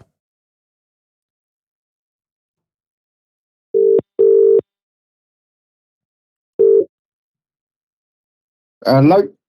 Hello there. Is that Nigel? It is, mate. Yeah. How you doing, mate? You all right? Yeah, good. I'm good. Are you Fat Boy Finn? Yeah. That's good. That's good. Right. So I'm going to let you take this away, mate. There's something that you want to talk about in relation to club finances. So this would be a good way to close the show. Yeah. So I'm a bit boring and I read numbers for a living. Yeah. I know that our accounts are a complete mess. See, everyone's worried about going down and the stigma of being relegated and things like that. But what I don't think people realise is that for us to go down, I'm not saying bankruptcy is a point of contention, but we're going to be really close to the bone. How bad is it at a high level at the moment? Well, look at it like this. So I've been looking at teams who have gone down who have managed their monies, because obviously we all know that a lot of our players are on the never. We've had a couple of loans against season ticket sales, like future season ticket sales. We've got a loan out against the trading pitch and all that. So I wanted to see how, teams that have gone down previously basically bridge the gap, because they must be in sort of like the same position as us. So apart from Luton, a lot put their ground up as capital when they've gone down. So they basically loan against their grounds to plug any gaps. What don't we have? Go on. What haven't we got? What haven't we got? We don't own our ground. Right. So you're saying in that sort of scenario, when you haven't got, I suppose when you've got that level, when you've got that level of debt, you need to have something substantial to secure that against and protect you, don't you? Yeah. So Luton, they went into freefall for a reason that is to do with their ground. So when they came up, their ground wasn't great. And they needed play purchases pretty quick. So basically, they borrowed or they loaned against their ground, right, to get their ground up standard and their the players through the door, because the money to come up doesn't hit their accounts till October. Yeah. So in October they paid off the loan, but they didn't pay off the interest. So when they went down, the banks wouldn't loan against the ground because there was still interest outstanding on the previous loan, and they went into absolute freefall. Fucking hell! Are you concerned now? What I mean. Let's forget about going. What I mean is very very quickly, based on what you know already about our current financial state before Nuno came in and before Mendes was introduced. Do you see how this fucking let's face it, like he's a world-renowned crook in the world of football in terms of paying inflated fees. It's people like Mendes that has driven up the prices of players throughout football. That's what he's Do you done. know what? Let's forget about that for a minute, Go right? on. Do you know what I don't get? Right, Sullivan. Let's forget about how much we all hate him. Sullivan is a crude businessman, right? He literally counts the pennies. My thing is the Wilson issue, right? Yeah.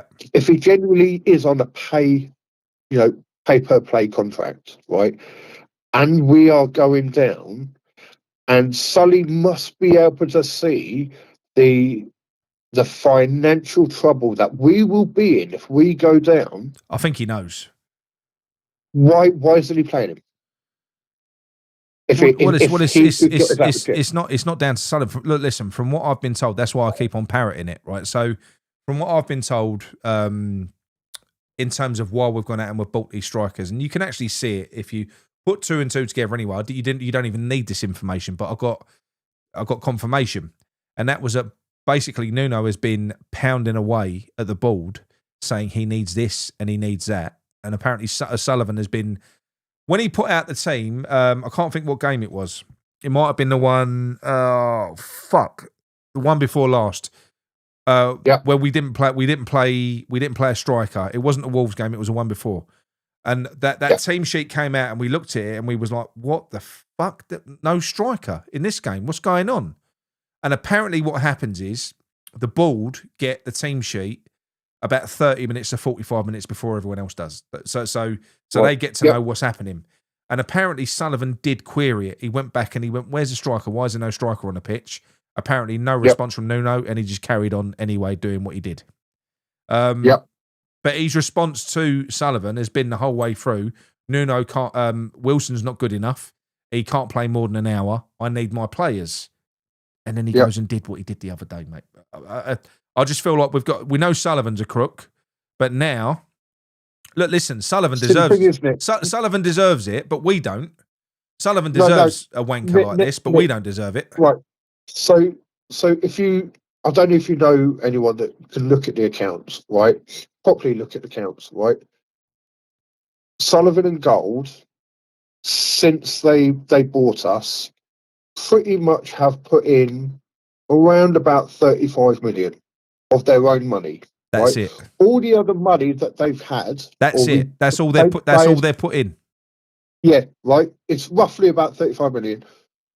Everything else has come through like winnings and TV, loans. They're spending club money. All of that. They're spending club money. Yeah. Yeah. Basically, right? Yeah. So look at it like this, right? So in the grand scheme of things, where these guys are worth billions, right? I'm not saying that this will happen because I can't see Sully letting it happen. Let's say we go to the wall. Yeah. He walks away with losing 35, 40 million quid. Yeah. And we lose, in his words, a £700 million football club and the club that we have supported since we were babies. And he walks away with a bit of a dent. Yeah, but let's face it, is it a dent? How much money has he made out of West Ham in that period? Oh, no, I'm talking about, like, I'm not talking about what he's made. I'm talking about what he's put in, right? Let's forget about what he's made. I'm talking about the actual figure of readies that he's put into the club. That's what he'll lose. Let's pretend for it he hasn't made anything. Yeah. Right. Let's pretend he's been our golden goose and all the profits he's made he's put back into the club. We don't believe that, but let's pretend he has. Yeah. Right. So it's 35 million he walks away with then. Yeah. So there's two options, right? We do not, if we go down and we've got players in contract that are on a certain amount of money, and we can cover that with our parachute payment for that first season, we do not sell them for pennies in the pound. Yeah, that's right. Well, Chrissy James has said here, he said He said, how you getting this? You get 3 parachute payments. But yeah, Chris, those 3 parachute payments, they go down. You get something like, I think it's about 80%. I think we're about 40 million light in the first year. Second year, it's about 80. The next year, they're basically weaning you off to next to nothing. But this is like Chris. So this is why I'm talking about grounds. Yeah. So a lot of Prem teams like West Ham put players on the never. Right, they pay them. Like it's paid off over 4 or 5 years. Yeah. Well, I can guarantee the parachute payments that probably won't even cover one player that they owe. No, not at right? all. These players we've just bought, they're going to be spread over over a 5-year contract.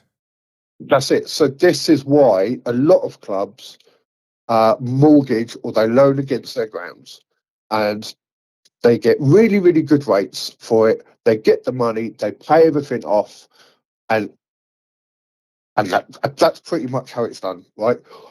Plus, obviously, player sales and things like that, right? But we cannot pander. If we go down, we cannot pander to other teams and sell players that are worth 50, 60 million for 10, 15 million. No. We just can't. We just can't.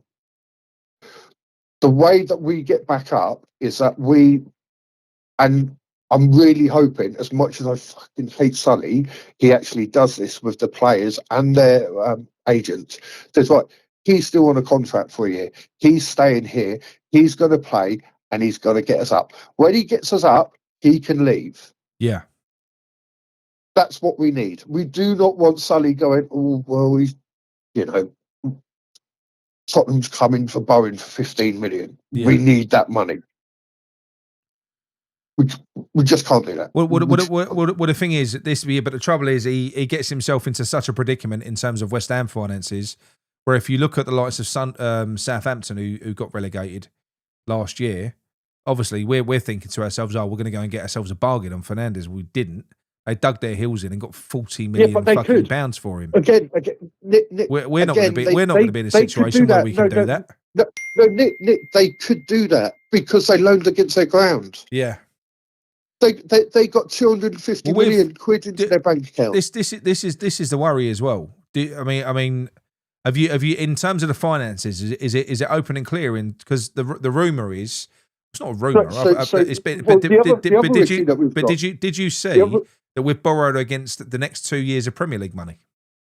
Yeah, no, right. So this is another thing, right? Yeah. We've borrowed, right, with payment terms and repayment amounts. Not talking about percentage. The actual figure that we pay back is based on Premier League income. So that's what our loans are structured upon. Yeah. So we go down. There's like a 70, I think works out about 70% difference in the money that we get through the Championship to what we get in the Premiership. So if we were to get relegated and not get promoted, how long do you think that we would survive? Because obviously what they could do is they could offset the first year. So if we go down, we've got the parachute payment. Let's say we're 40, Nick, 50 million pound. 50 million pound. They could make that back in a player. I'm being 100% serious here. Before I answer that, do you want to go to bed with a smile on your face or punching down a wall? No. Tell us what the situation is from what you've seen. 2 seasons. 2 seasons. So basically, if we drop and don't come straight back, we're fucked.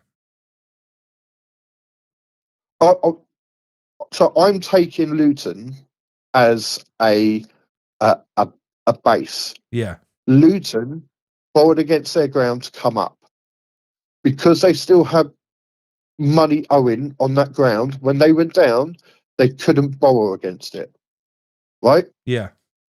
Look what happened to them.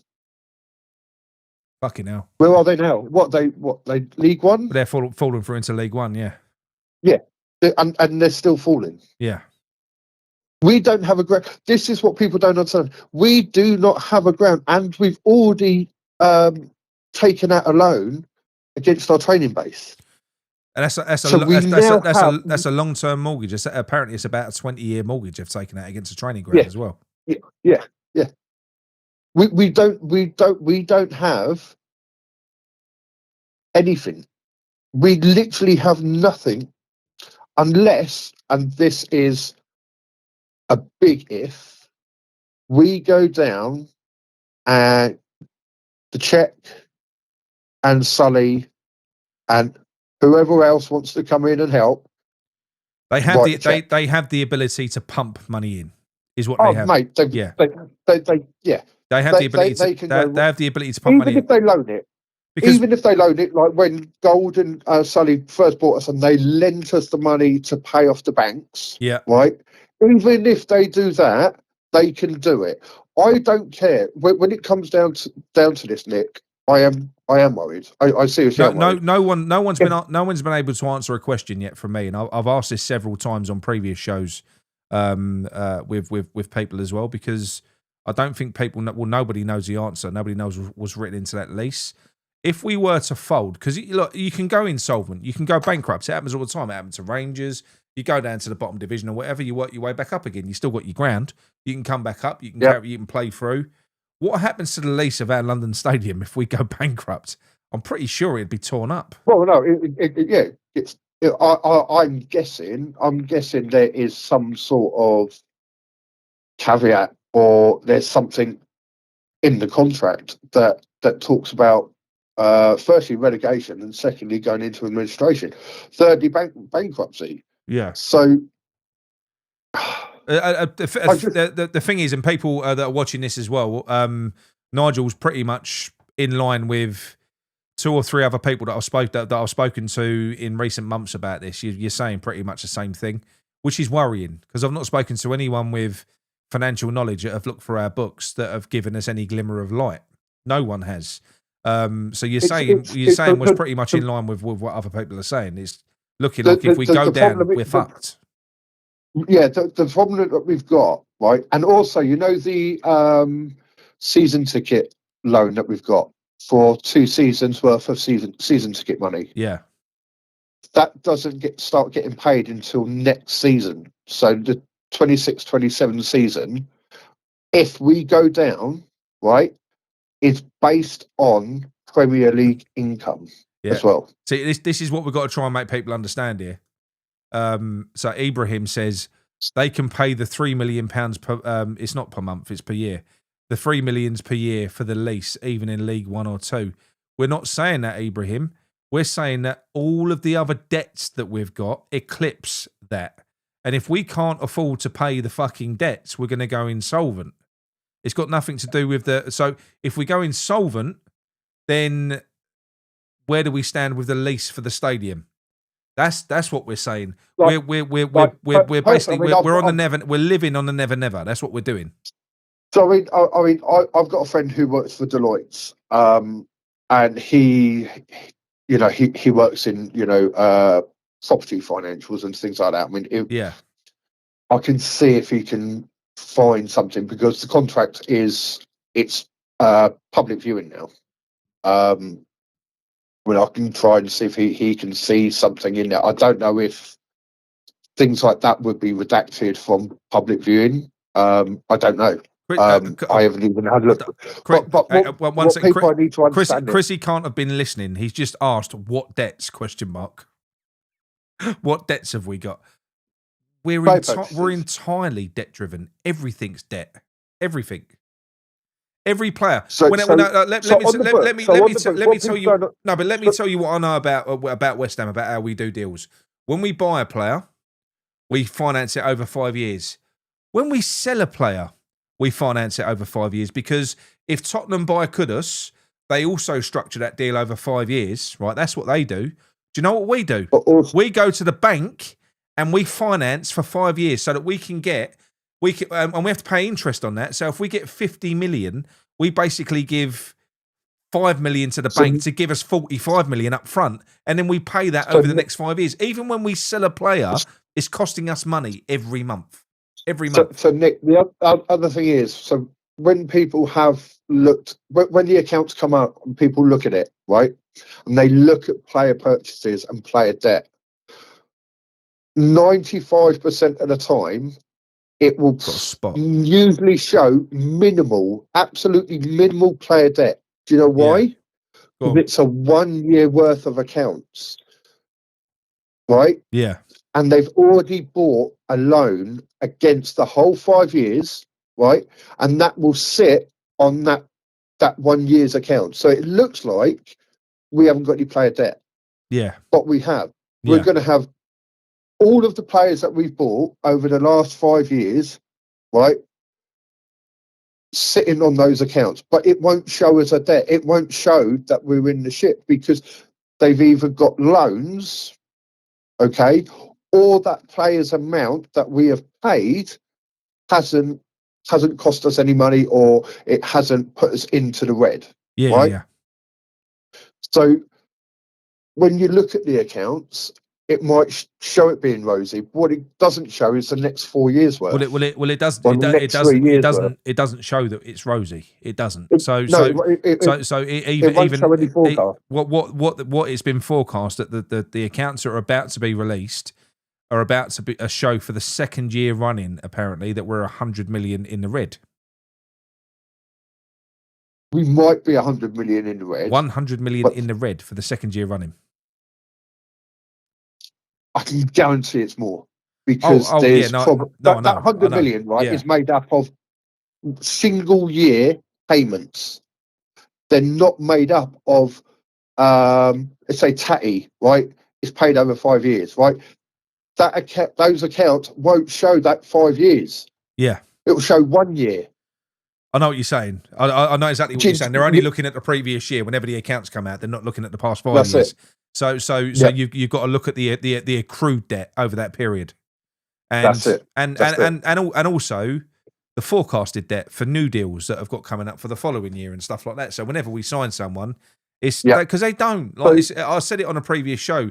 It's all fucking twisted.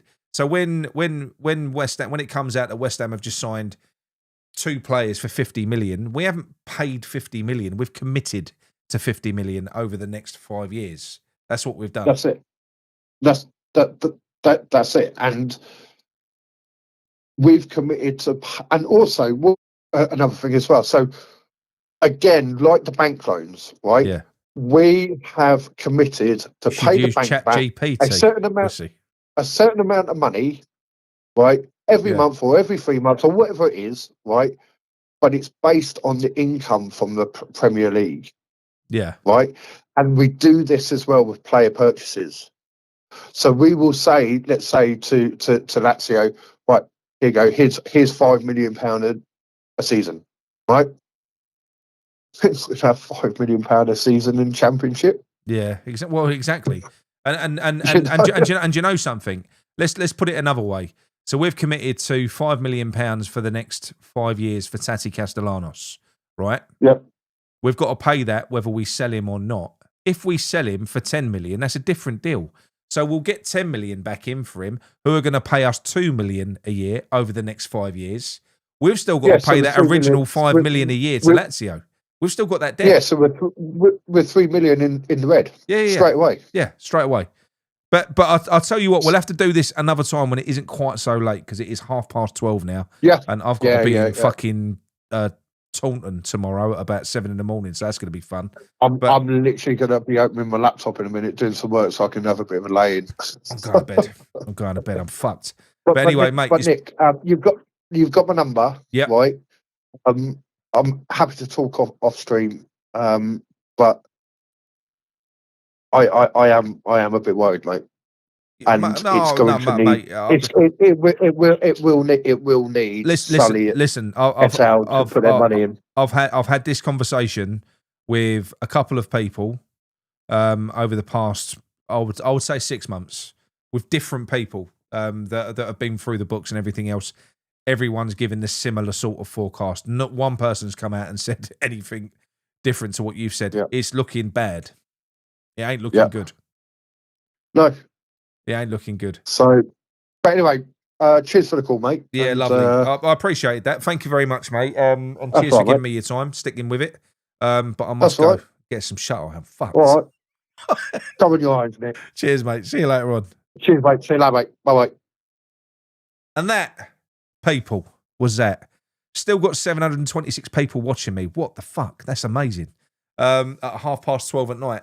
Thank you very much for sticking with it. I love you all. Don't forget, drop a like on the video. See, I'm here for you. I'm here for you. I'm here to give you a voice. I'll sit here on a Sunday night, you know, chatting away to you. Actually, I've really enjoyed tonight. It's been good. Quite light-hearted. Bit of banter. It's what we need, isn't it? It's what we need. We're shit and we know we are. Who cares? We'll be all right. We'll still be here, whatever happens. I'm going to go. Speak to you all soon. Thanks for all the super chats. You're brilliant. Come on you once. I'm going to go and pop this spot on the end of my nose. It's pissing me off.